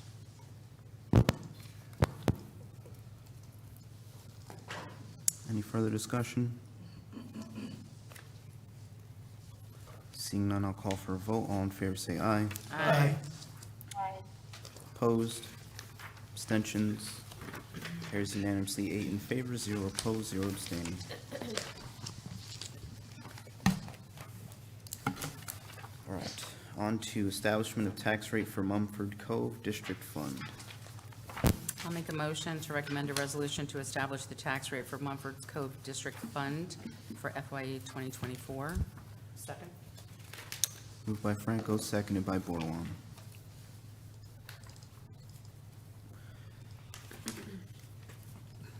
So the tax rate for Mumford Cove would remain the same, 0.28. There's no change in that. Doesn't really fluctuate too much year to year. Thank you. Any questions?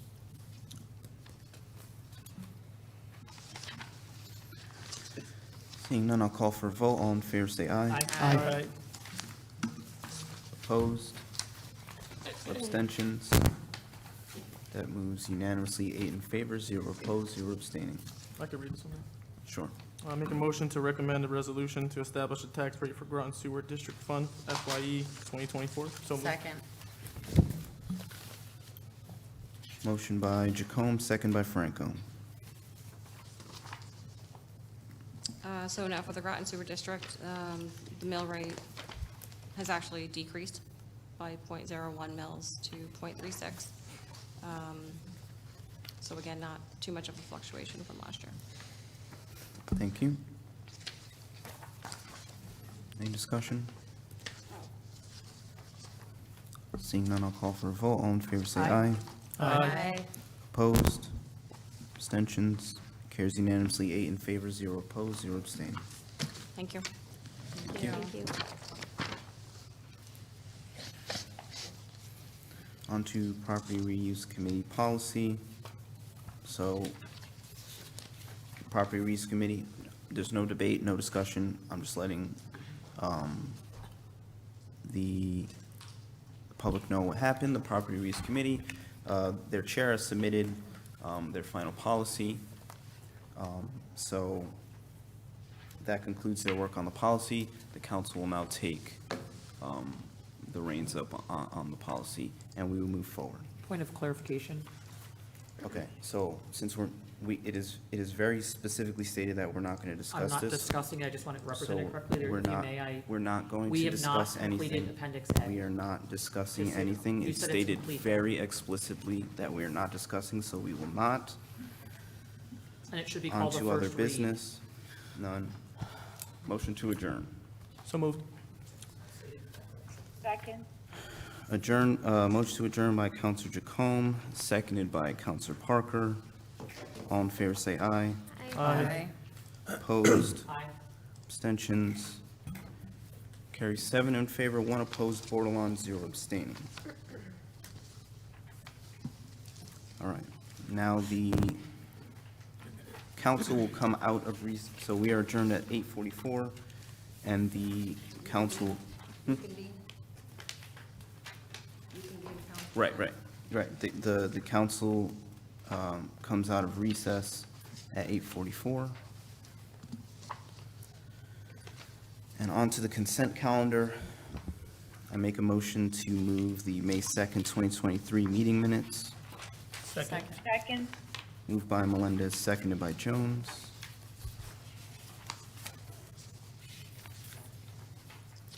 Counselor Bordelon? Yeah, and again, just as I stated before, for full transparency, it's great, nicely written, and it's not consistent. And again, I know under the last thing, it was thanking the people who write it. Bringing that up, asking for transparency is in no way criticizing the quality or the work that they put in. It's mere asking for it just to be equal and fair across the board. There's no criticism to any of the people who prepared it.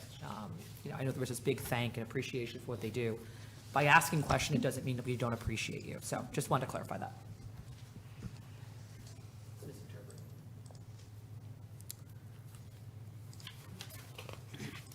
See no further discussion, I'll call for a vote. All in favor, say aye.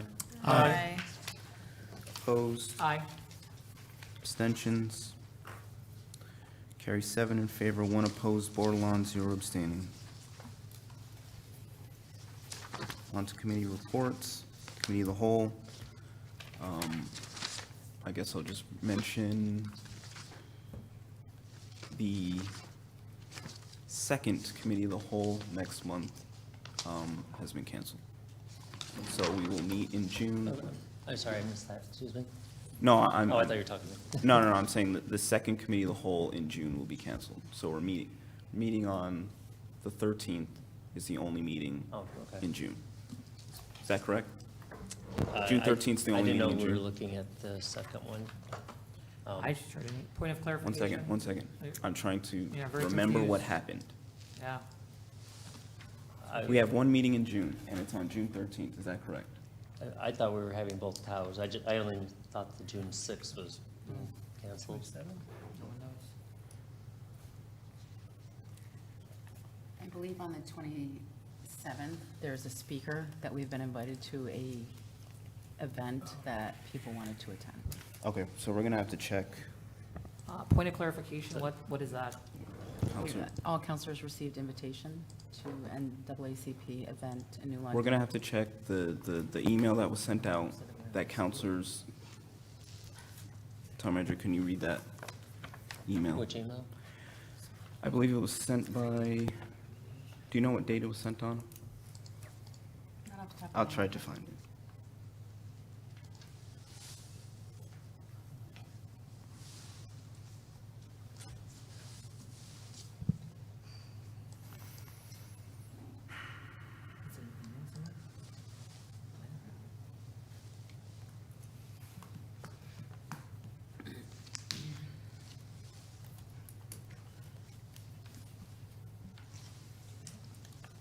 Counselor Parker has also mentioned it at our meetings. I heard about the presentation, but it was never discussed that we're going to skip a meeting for it. That's the part I'm trying to understand. I'm aware of the meeting. There will also be people that I think won't be able to attend that day as well. And precedent has never been that we skip for events like that, so I'm just shocked. That's not Okay, we're not discussing at this moment. I'm trying to find the email that was sent I believe it The was whole April council? 23rd. April 23rd. To the whole council. And it said to attend the meeting, to attend a celebration. We are not discussing at the moment. Freedom Fund Dinner being held on June 27th, 2023. No, I'm trying to find the email that was sent that the council agreed to change the schedule that we have. And the reason Oh, was that one, I'm sorry. We I are not misunderstood. discussing at the moment. Everyone's talking else this week. Mayor, may I ask for a recess? Council will stand in recess at 8:49. Good move. It never stated in there that we were canceling.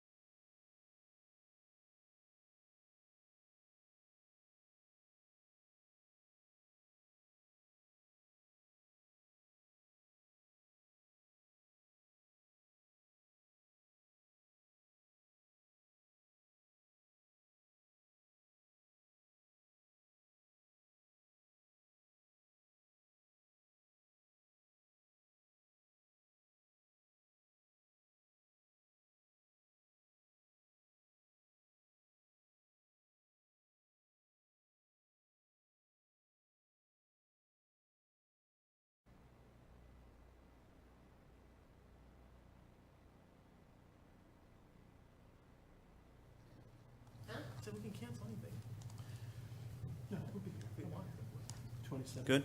All right. I'll be back. The council is back from recess at 8:55. Okay, so I had a misunderstanding about the adjustments made to the schedule. The only meeting that is canceled in June is the council meeting, which is the 6th, and we will have both cows. All right. On to personnel and appointments. Chair Jacome. Thank you, Mayor. No meeting, no report. Thank you. Rules Chair Parker. Thank you, Mr. Mayor. We did have our meeting. We discussed 3 items. 2 of the items are on our agenda this evening, and the 3rd one was referred. Those meeting minutes have been posted. They are also, the Zoom link should be on, or, apologize, it should be recorded on YouTube, so everybody will be able to watch it. That was May 10th. Thank you. I just have a question as to why folks' referral items, when they're sent over, they're not allowed to be invited to speak to their item. Because how can you have full dialogue if the person that's referring the item is not there to speak to the item? Point of order, and I'm only to give my report during this time period. I just think it's important that in the report, the people who refer the item were not allowed to speak. Thank you. Thank you. On to public safety. Chair McBride is not here. Did one of the other committee members chair a meeting in his absence? He was present? Okay. Would one of you like to give a little update on what happened? We met today at 5:30 before the meeting. We discussed the training facility center, which is going to be brought up at their chiefs meeting on Wednesday. So we should have more information then. And then we also spoke about pilot funding. We will be putting out a certified letter to all of the fire districts to gain more information from them and then be making more decisions from them. Thank you. All right. So we are on to new business. Office of Development and Planning Services position update. Make a resolution to update the manager of inspection services position, whereas the town seeks to remain competitive and flexible in hiring during the changing market, and whereas the town wishes to adjust the manager of inspection position to be better competitive with the market. Now therefore it be resolved that the town council authorizes the town manager to make an adjustment to the maximum of the position range for the manager of inspection services to $225,000 per annum, effective as soon as administratively possible. Second? I so move. Moved by Franco, seconded by Bordelon. Council Bordelon? Thanks. I, again, am in full support of, competitive salaries. I'm hoping that in this position, it may drive, based on the statements that were stated, looking at ways to offer other incentives that are one-time payouts, let it be, down payment assistance, incentives to stay in the town of Groton, not required, but it's great, puts them on the tax rolls, as well as looking at ways to possibly look at relocation costs and/or first and last month's rent when people are kind of, when you're really recruiting at far levels. I do have concerns with the number being this high right away. I think there's, I did do some, like I said, when researching these positions, I saw more things embedded. We have some things, but not as much to really blanket this out. But I understand the urgency to get this out. Again, I think this motion also should say that it's, I was just saying the maximum, the minimum's not on there. I guess you just refer to the old one, I guess, the old motion to get that 81. But I just think there's other ways we can try to, and I hope that the other jobs, so we're not being proactive, someone's leaving, And now we're being, I'd rather be proactive than reactive on our advancement. And this has been a long time coming, and I'm happy to have Anisha on board. I know she's new, but it'd be nice to figure out a way to move this along so that we're, not reacting as a response. Thank you.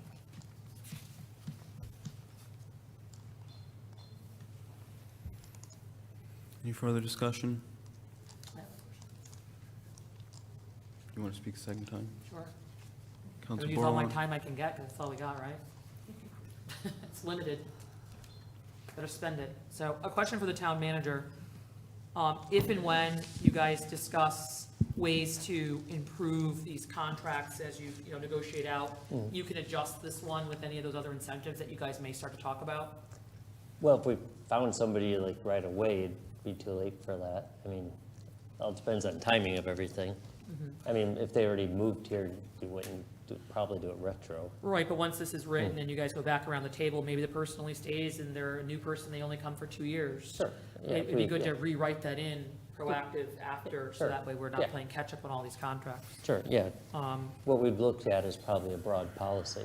Okay, yeah, that would be really great. And you're saying it doesn't need a referral, so I look forward to seeing what you guys can do to help, grow our competitive, workers and try to bring people in and we have that whole model, live here, play here, work here thing, and keep an workers here. We should really be looking at ways to try to keep some of our town employees that want to live in the town that they're representing. Point of order. Thank you. What's your point of order? I mean, we're talking about this position, and we're talking about EB. Doesn't have to do anything with anything, through you, Mayor. So we'll just keep discussion onto the, ODPS. Looking at this contract, it's good to attract people that want to stay here, as our economic department is looking to drive people from EB to stay here. And I think our contract should do the same thing. Thank you, It's germane. thank you.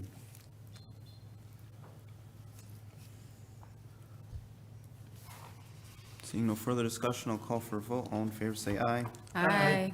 Aye. Opposed? Aye. Abstentions? Carry 7 in favor, 1 opposed. Bordelon, 0 abstaining. On to town manager contract extension. I'll read this one. Sure. We're at a resolution to approve an updated town manager's contract. Brian's not here, correct? Right. And was not here at the call of the reconvening of the Right. meeting? Okay, Right. thank you. Changes also. Resolution to approve an updated town manager's contract.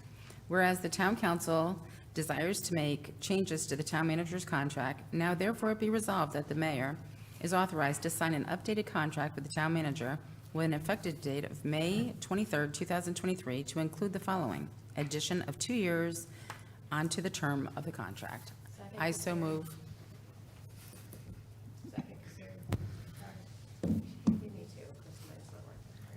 Moved by Franco, seconded by Kasiri. Counselor Bordelon? Again, I think I know it was stated by a counselor that didn't understand if we're in charge of the manager, but we are elected body, and we represent the community, and we're doing the community's work. And so I felt that we should be doing an evaluation prior to agreeing to the contract. So I would be voting this down, not saying I don't want the town manager, not saying he's not qualified, just simply the process. I think that the evaluation should be done, and that's my reason for voting it down. I think with any job in a paid position, there always is an evaluation process. This should not, and even though the other one had this indefinite contract or whatever it was, that's also, doesn't give good determination as to why it should be this way now. I do not feel it's urgent. I think we could move forward and come to an agreement on this, but with that, I will be voting this down without having the evaluation done on the front end. Thank you.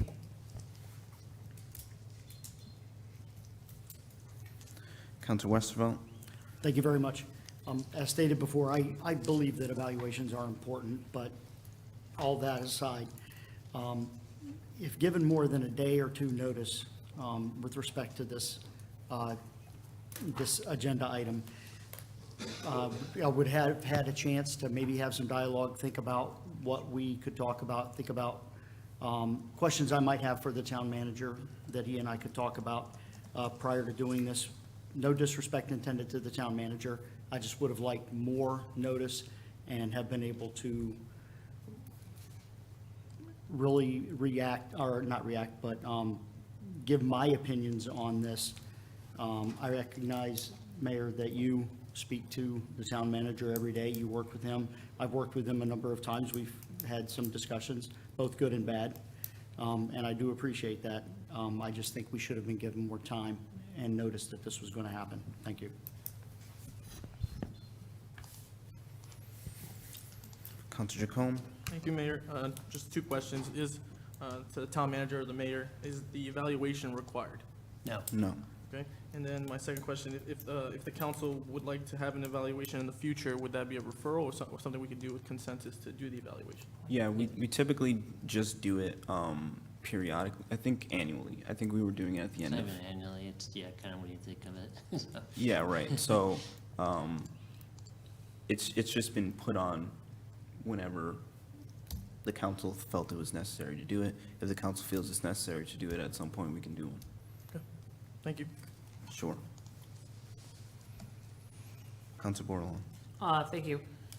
You know, it's not required, and it can be put on later, but before, like, agreeing to a contract, you want to review your contract first before, you know, that would make sense. And as it was stated, it's kind of haphazard, it's just randomly done here. Unfortunately, there's no formal process, which is another concern. Doesn't make it right. So my question is, what day was this put onto the agenda? Same when it went out with everything Yeah, else. On Thursday? Yeah. The Or agenda. Did she send it out? Whatever she sent it out, it was in there. Yeah, it went out with the rest of the agenda. So it went out on Thursday? I think she sent it on Friday, didn't she? Yeah, because it didn't come out. Whenever Lisa sent it out. Because it didn't go up. Thursday, but I don't remember. Yeah, I didn't see it. Okay. Yeah, I just agree, like with Councilor Westervelt stated, that, you know, more time to go over it, and, again, that's what, you know, that's what you do, you know?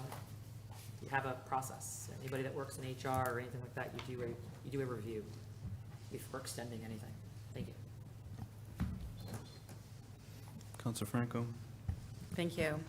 I've worked in HR for many years now, and there are times where you just extend the contract. You don't need to do a review, you just extend the contract. It's time to extend it, you sign off and ask the person to stay longer. That's it.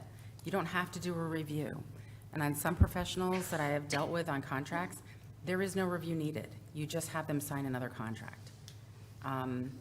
I personally speak to Mr. Burr about topics that I'm dealing with around the town, and I've always found him to be very professional. And historically speaking, this has never been so controversial on this council since I have been here. Honestly, to make this such a controversial thing, I'm just beside myself. It's a routine thing. And maybe I'll get point of ordered, I don't know. But to be honest with you, from my perspective and my own personal viewpoint, to see even the thought of having to replace a town manager in this town, it worries me. It worries me that we may not get candidates who want to come to this community because of the things that happen on this council. Point of order. What's your point of order?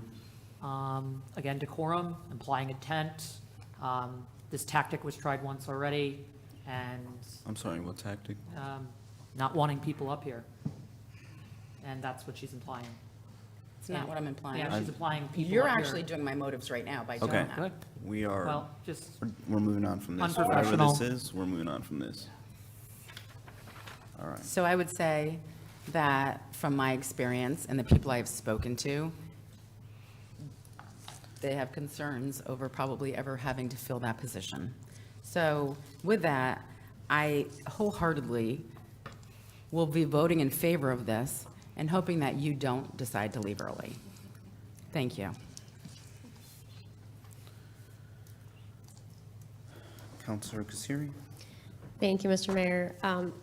Mr. Mayor, can you just clarify for people that are watching that we oftentimes get our agenda packets on Friday and don't know what it's going to be on our agenda packets, and then we have the weekend to prepare for our Tuesday meeting? Is that oftentimes how it happens?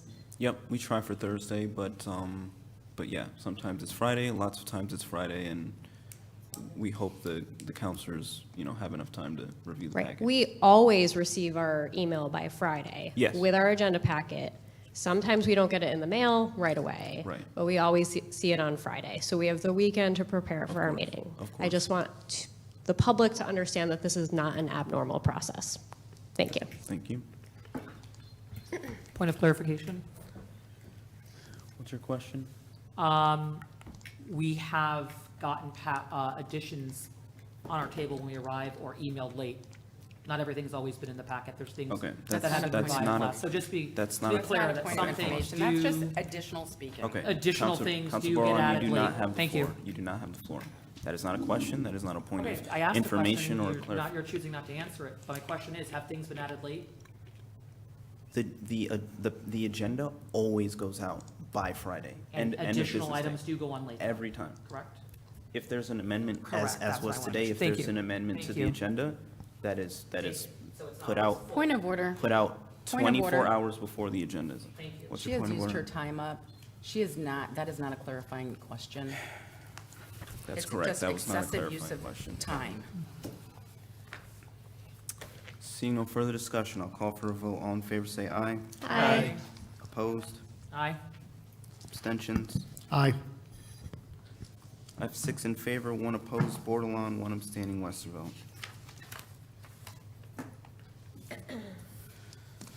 On to Neighborhood Assistance Act, setting the public hearing date. I make a resolution to set a public hearing for the 2023 Neighborhood Assistance Act proposal. Whereas the town of Groton received proposals under the Neighborhood Assistance Act to receive tax credit savings on energy efficiency and energy conservation projects and for program funding. And whereas the town of Groton has received proposals from Community of Hope, St. Mark's Episcopal Church, Thames Valley Council of Community Action, Sacred Heart School, and Malta for the 2023 Neighborhood Assistance Act. And whereas the public hearing is scheduled for the Connecticut Neighborhood Assistance Act, NAA, tax credit program on June 6, 2023, and whereas the June 6 town council meeting has been canceled, and whereas the town council continues to support the proposals from each of these entities and acknowledges that the post-program review will be their responsibility, and whereas the town of Groton Office of Planning and Development Services is responsible for scheduling appropriate public hearings with the town council to review said proposals, and now therefore be resolved that the town council hereby sets a new public hearing for the 2023 Neighborhood Assistance Act for June 13th, 2023. I Second, so Jacome. move. Moved by Franco, second by Jacome.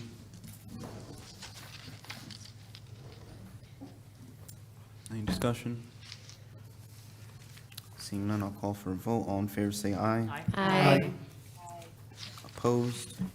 Abstentions? Carries unanimously, 8 in favor. I will gladly read the next one, Mr. Mayor. All right, thank you.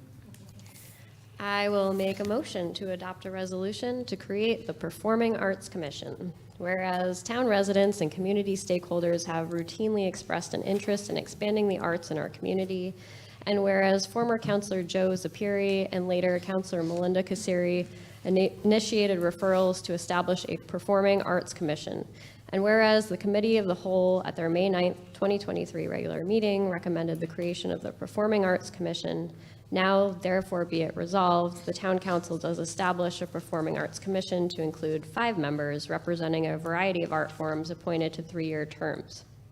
The initial 5 members shall be appointed by the mayor to staggered terms ending on December 31st of varying years, with one of the 5 members, including a counselor, who will be appointed chair for the initial term.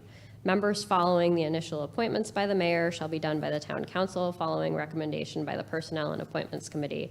And be it further resolved that the Performing Arts Commission goal shall be to expand, enhance, and champion the arts in all its various forms, research how to create more indoor and outdoor arts-related events throughout Groton, and to work with already established town programs and divisions on arts-related activities and events, and to work together to expand recreational opportunities for all residents of Groton in order to celebrate the cultures, differences, diversity, and backgrounds of all of Groton's residents. I so move. Second, Westervelt.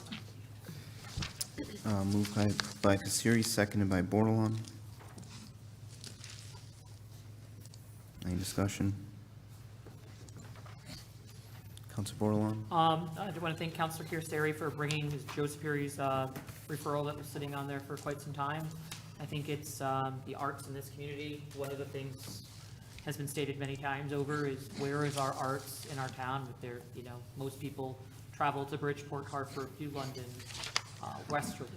There's really not, outside of the high schools, a defined art district, which attracts a lot of people from out CT and other diverse communities that want to be involved and express themselves through art, which is another language. So I'm hoping that something like this takes off, and I'm excited to see where it will go. I'm in full support of it. I know when the No Ink Gardens had come up, one of the things I had asked for was a small amphitheater where you could have just little Shakespeare in the park, which Westerly does.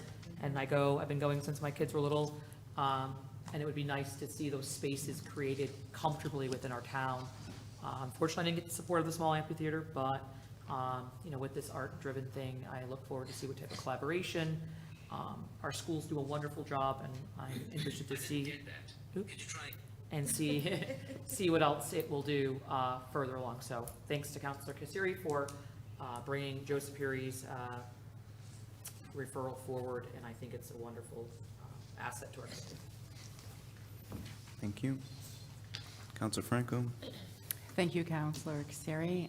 Kudos to you for bringing this forward, and I'm in full support of it, and I hope this flourishes in our community. Thank you.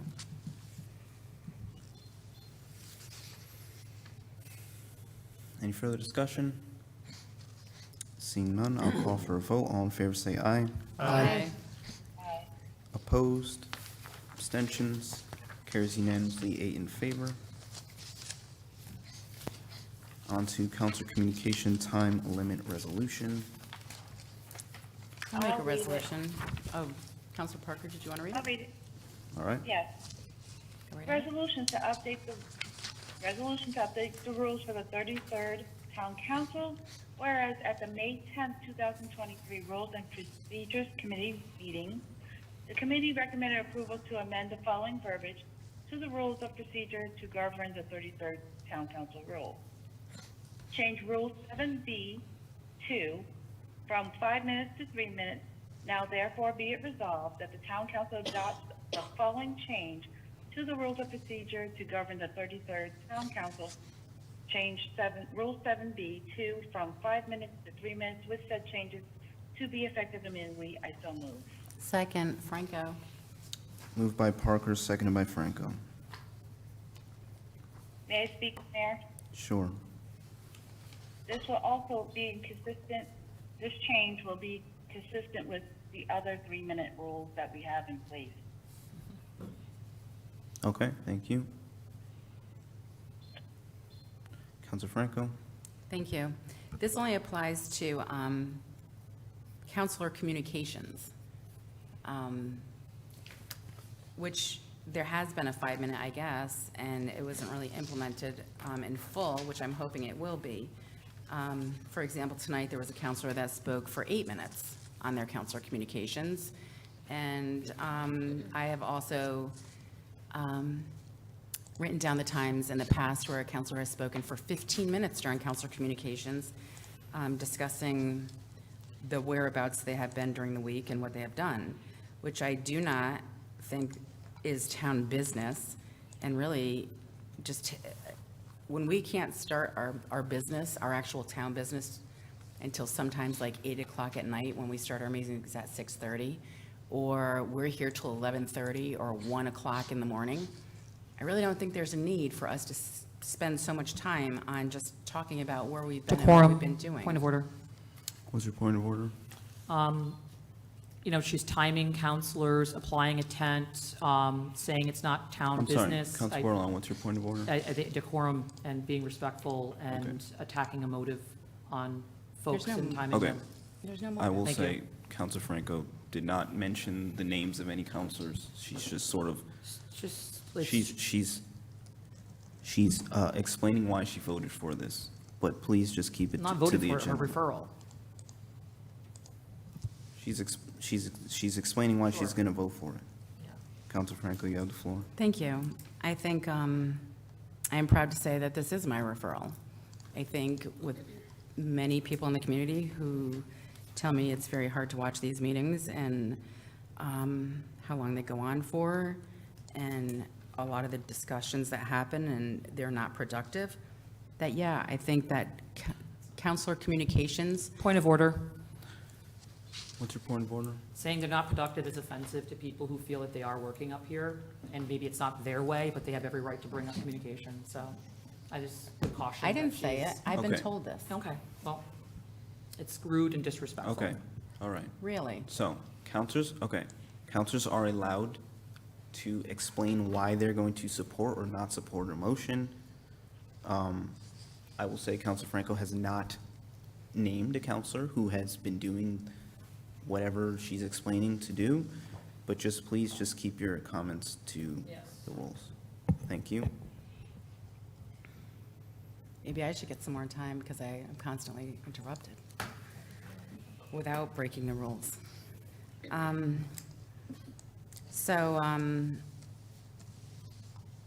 I just think that if we're having such a hard time getting to our business as it is, that this is just, should be implemented and kept to 3 minutes.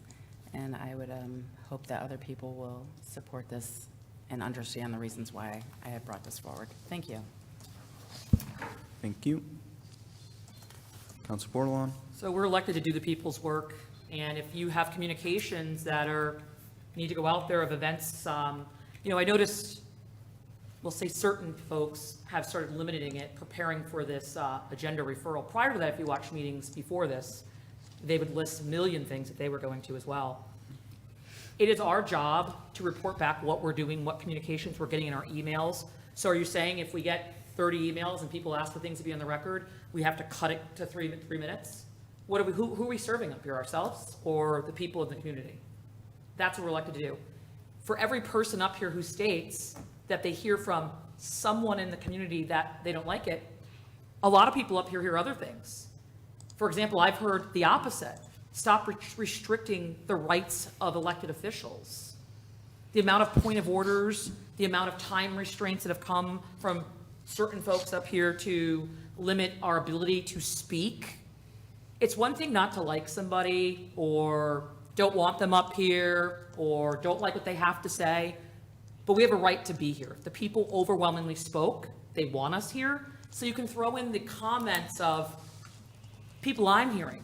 Well, maybe your group of people are different than the broader group, but the group that I'm hearing and the people who elected me into my seat tell me they're concerned about what this council is doing. They are concerned when they go to that voter box that this council overwhelmingly has done nothing but restrict the rights of the voter, to the point where we had a budget and I had to bring something up and I was overruled and told I was out of line, when in fact later I was right. And the rule was you can speak to another amended motion, you get another 2 turns. So we make all these rules Point of order. for certain folks. Oh, go ahead. Where is point of order? Counselor Parker, what's your point of order? Please, can we stick to the topic at hand, which is, we're in the middle of the motion, or we're changing the 5 minutes to 3 minutes. Discussing anything about the budget and anything else prior Jermaine. is not part of this discussion. Thank you. Any discussion about the budget is not in this agenda item. Please limit your comments to why you will support or not support I will not support this amendment. I will not support the right of an elected official to speak. That's not what it's meant about. Democracy and true Democrats and the democratic process allows for open transparency and the ability for people to speak. And in budget part, yeah, I'm talking about time restrictions. You cannot vote on millions and billions of dollars and restrict the Point of right order. of people to speak. People need to be What's able your to point of put order? forth. Thank you. The budget discussion is next. This is counselor communications limited from 5 minutes to 3 minutes. Yep. And what I'm saying is my communications regarding the budget. You have not made a ruling. Counselor She loves Bordelon. it. Go- Give her her ruling. Point of Counselor order, Bordelon, decorum. Please limit your discussion just to the ruling, changing I from will. 5 minutes to 3 minutes. Thank you. That's it. Changing from Thank 5 to 3. Communications we get regarding the budget. Under the communications section, you should be able to exercise your right to fully deliberate on the communications you're receiving. Doing this is only hurting the people. Cutting down to 3 minutes just because you're worried about certain people speaking, and it's just getting redundant. It's causing for a hostile environment up here where it's constant tit for tat. It's constantly referrals to the rules. Look for fair process. And it can't be just, if I made rule changes on everything I heard, I'd be up here all day with the different rules. The broader audience does not want people, elected officials, to be restricted. We have a job to do. And we should be able to do it openly, fairly, and with due process. Thank you. Counselor Westervelt. Thank you very much. What I see here is that maybe if we had been sticking to that 5-minute limit, this contentious discussion wouldn't have really had to happen. I also believe that the 5 minutes, that doesn't take us till midnight. There's plenty of other reasons why we're here wicked late at night. Communications from the citizenry is very important. And sometimes it takes people longer than, a few minutes to articulate what they want to say. Sometimes things are said in a half minute, not a half minute, but 30 seconds, minute, 2 minutes. So changing it from 5 to 3, I don't think is really going to fix the problem. I just think if we had been sticking to the rules of the 33rd Town Council from the beginning, this would not have to have gotten so contentious. Thank you. Counselor Kasiri. Thank you, Mr. Mayor.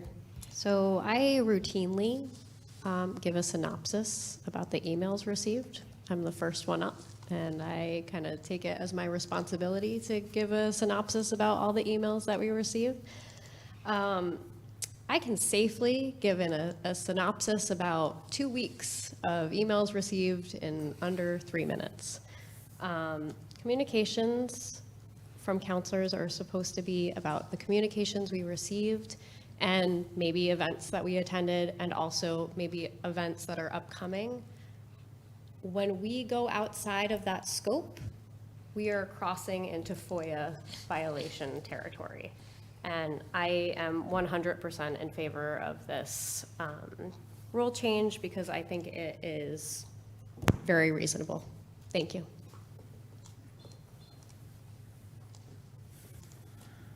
Counselor Bordelon. And I agree that there's a synopsis of emails, and some people ask things like, I got this whole thing asked to be read into the record because they couldn't attend. I didn't read it tonight, but I feel like it should be. If a person asks for it to be read into the record, it should be. You may start at that end, but there might be communications that other councils Point of may have order. that you didn't What's your receive. point of order? The counselor is directly speaking to me. Thank you. That's right. Do not speak So- across, I'm sorry. Do not speak across and reference specific counselors directly. Sure, I'll Thank use generic terms. Counselors may receive communications that other counselors may not. So one person might summarize, but there might be other ones that other people are in, that they need to report. I also think this was a lot driven from limiting our discussion to 3 minutes on other items. And, it just keeps, it's becoming a trickle effect. The good thing is, under the next, my question is, the next council can change the rules, that's correct? So, I guess we'll have to muscle through with these, and hopefully some change is coming, because this is, the more we limit, the more you're just boxing out the community and the voice of the people that they want to hear. And it's not fair. And, there's a way to have discussion and allow counselors to be individuals. Everyone is unique. Everyone has a different way of speaking, and it might not be your way, but everyone has a right. and the 5 minutes weren't being used, and sometimes, amended motions weren't being used properly. It's a trickle effect. So if we're gonna make rules, I just hope that we're gonna follow them appropriately this time, and that we're tracking that. It also makes people talk longer, because what happens is, if you limit the time and the number, usually, good democracy, when you're looking at time restraints and you're responding to something, usually you're waiting to respond because someone else said something under communications, and then that drives a thought that maybe, oh yeah, that's right, let's add this in. But when you're forced into restraints, you have to quickly get everything out, and you gotta use up all of your time, because you might not get another one after that. I also hope in the future that the next rules chair actually allows for people to speak, that put their referral in. Counselor Bordelon, Because that it would is, be very Counselor important for Bordelon, people to speak to Counselor it. Bordelon, Thank that you. is not part of this discussion. It is, because no one was allowed it's to talk not. to it. That is not part of this discussion. That's absolutely it is. How Rules Committee meetings are run is not on the agenda. Okay. Okay. All right, thank you. Should be. Counselor Parker. Thank you, Mr. Mayor. So, before we had this meeting, I've attended several different training sessions provided by CCM, and in talking with them in the training that I received, any more than 3 minutes, you've lost your audience. Most places, and they have recordings of all these trainings that we, as part of CCM, can take for free. 3 minutes is the most people should be having speak. So for this to come up, it's a valid reason. Different towns use 3 minutes. We are being consistent with the other 3 minutes within our rules. Secondarily, the public has the opportunity to speak, but I will not discuss that. It was brought up, but I'll keep it to this topic. So we're switching from 5 minutes to 3 minutes. We're being consistent with the rest of the rules. Thank you. Thank you. Any further discussion? Seeing none, I'll call for a vote. All in favor say aye. Aye. Aye. Aye. Opposed? Aye. Abstentions? Carries 6 in favor, 2 opposed. Bordelon Westervelt, 0 abstaining. On to rule change for budget meetings. I can read it, Mr. Mayor, I- or Council Parker. No, go ahead. Okay. I will make a motion to adopt a resolution to update the rules for the 33rd Town Council. Whereas at the May 10th, 2023 Rules and Procedures Committee meeting, the committee recommended approval to add the following verbiage to the rule, excuse me, to the rules of procedure to govern the 33rd Town Council rules. 10M, as in Mike, rules may be suspended, and the mayor can decide the process for the budget. Now therefore be it resolved that the town council adopts the following change to the rules of procedure to govern the 33rd Town Council. Add 10M, rules may be suspended, and the mayor can decide the process for the budget with said change to be effective immediately. I so move. Second. Second. Moved by Kasiri, seconded by Franco. Counselor Bordelon? So this is for we're the 33rd, right? Is that correct? So this seems frivolous. When are we gonna have a budget again? That's my first question. What budget meeting is this gonna refer to in the 33rd council? That's my question. The 33rd Council doesn't do another budget. So why would we be making rules for something we're not even gonna be doing? It just seems a little redundant, little bit of overreach, and a little out of order, to be quite frank. So that's my question. Maybe someone who referred this could answer it, or through you, Mayor? What their thought maybe was behind it? Since we weren't able to talk at the meeting, so I'm asking the question now. Okay, so when other councilors speak, they can decide to say whatever they feel like saying. Are you yielding the floor? I'm asking a question through you, like other counselors have done, to ask whoever referred this item, Okay. to make sure I'm understanding it, so I vote on it fairly, what the intention is with the budget Okay. in the 33rd council. Who are you asking? I didn't Counselor Franco refer it, so through you, I can't speak to her directly. I have to go through you. Council Franco, do you wish to answer the question? Sure. Okay. There was an issue that came up and some complaining, and so brought it to the Rules Committee to make the judgment on it and change it and correct it. So going forward, it would be something that would be in the rules, and next council can consider it as well. Thank you for explaining that. So then again, it's to me frivolous, and it makes sense that the next Point of order. council. Point of order, What's the point of order? saying that the motion is frivolous. We use when that it's word. intended to me as, because I am the referral of it. Okay, so let me just explain. The motion is, I mean, like, this is really getting ridiculous here. I have literally had, I Okay. am tired of this. okay, It is just ridiculous. How are we supposed to be doing business with this?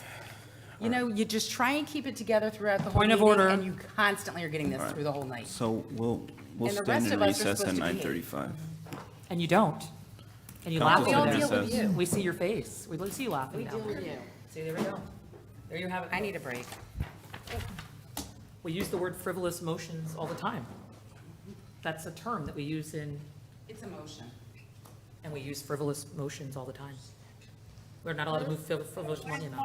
The motion. Are we recessed? Yeah, we're recessed. All right, perfect. We cannot recess. Cannot recess, we're in the middle of a motion. We're not in the middle of the motions on the floor. You can recess. I think we can recess. Are we With recessed the or not? motion on the floor? We're Vote recessed. is one thing, but you're, Recess. the motion's on the floor, you can recess. Right. We're not in the middle of a vote. We're recessed. There's a motion on the floor. That's okay. It's okay. If you were in the middle of a vote, you couldn't recess, but a motion can be put on the floor and you can recess and never come back. Is the word frivolous something we use? That's in the Robert's rules. Frivolous.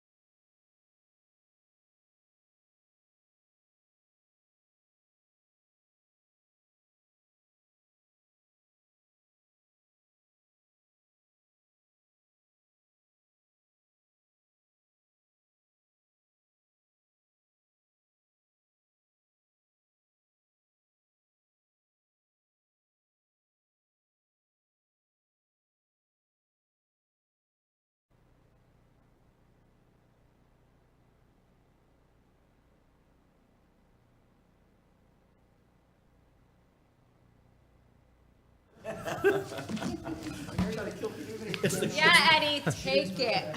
And I've had 2 doses of peanuts now. I'm doing good. Gum. I'm not a gum person. You'll look like. The council is back from recess at 9:49. We have a motion on the floor. Sure. So what I was trying to say was, if the word frivolous can't be used, which we use for numbers in budget, is, it just seems like it's not really pertinent, since we can't really use it in this 33rd council to make a 33rd council rule. I think if that's something we want to bring up, we can bring it up at the next council.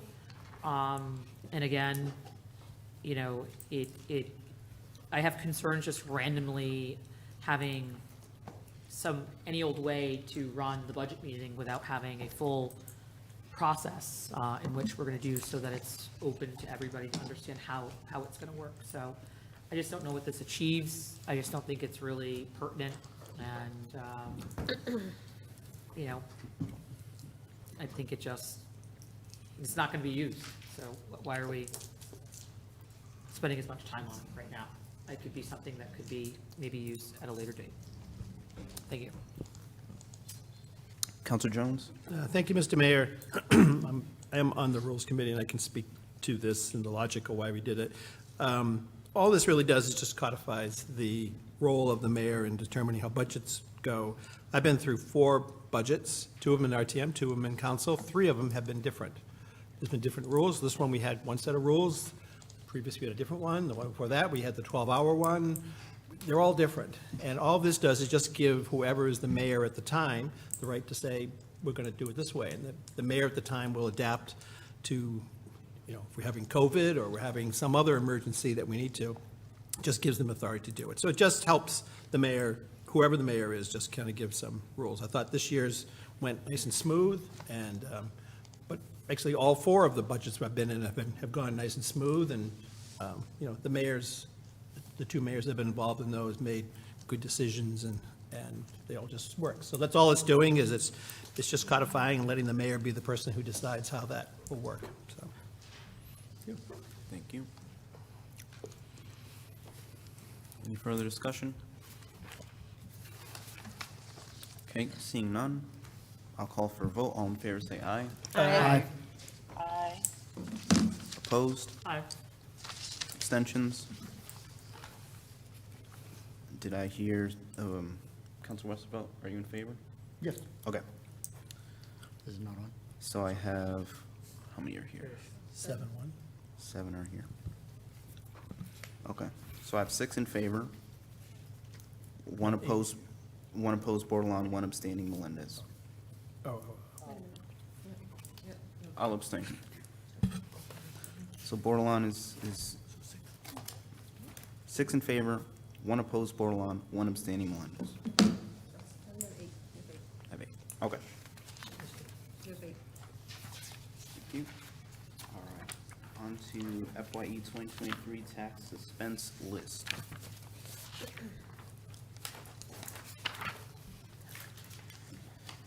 I can read this one, Mayor. Sure.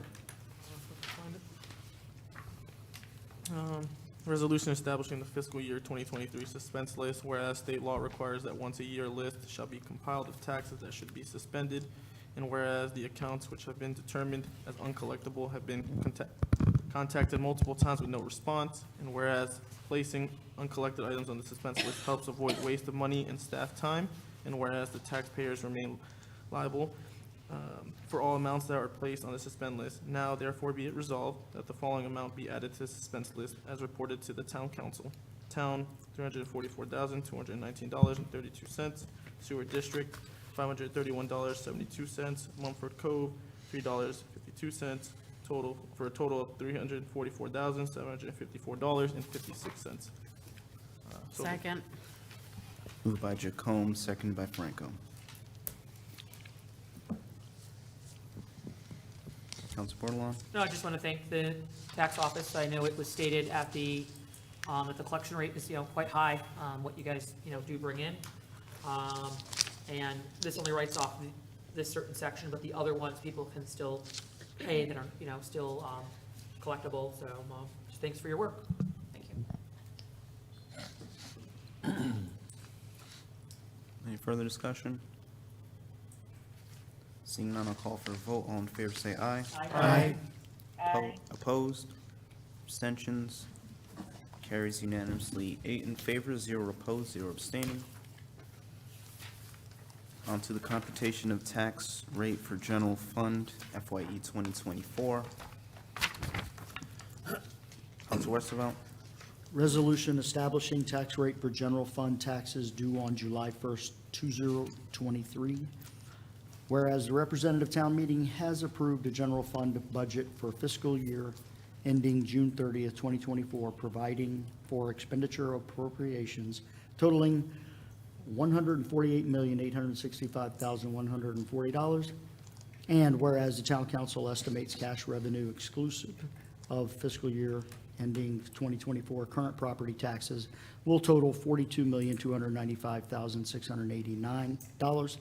Now therefore be it resolved that $4,500,000 is hereby appropriated as fund balance available as of July 1st, 2023 to partially meet expenditure appropriations contained in the FYE 2024 general fund budget, and be it further resolved that $102,069,451 is the best amount that needs to be raised from property taxes, and be it further resolved that the tax rate for taxes due July 1st, 2023 is hereby established at 22.13 mils per $1,000 of assessed valuation to raise $102,069,451, $102,069 or $69,451 divided by 4,664,233.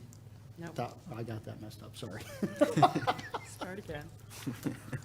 We've all been there. That's a big one. Slow down. 102 million, not thousand.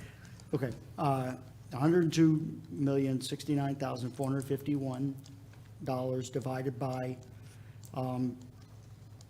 that's still 4 billion, $4 right? billion. Yeah, 4,664,233,679 divided by 98.9% times 1,000 equals 22.13 mils. So moved. Second? Moved by Westervelt, seconded by Bordelon. Any discussion?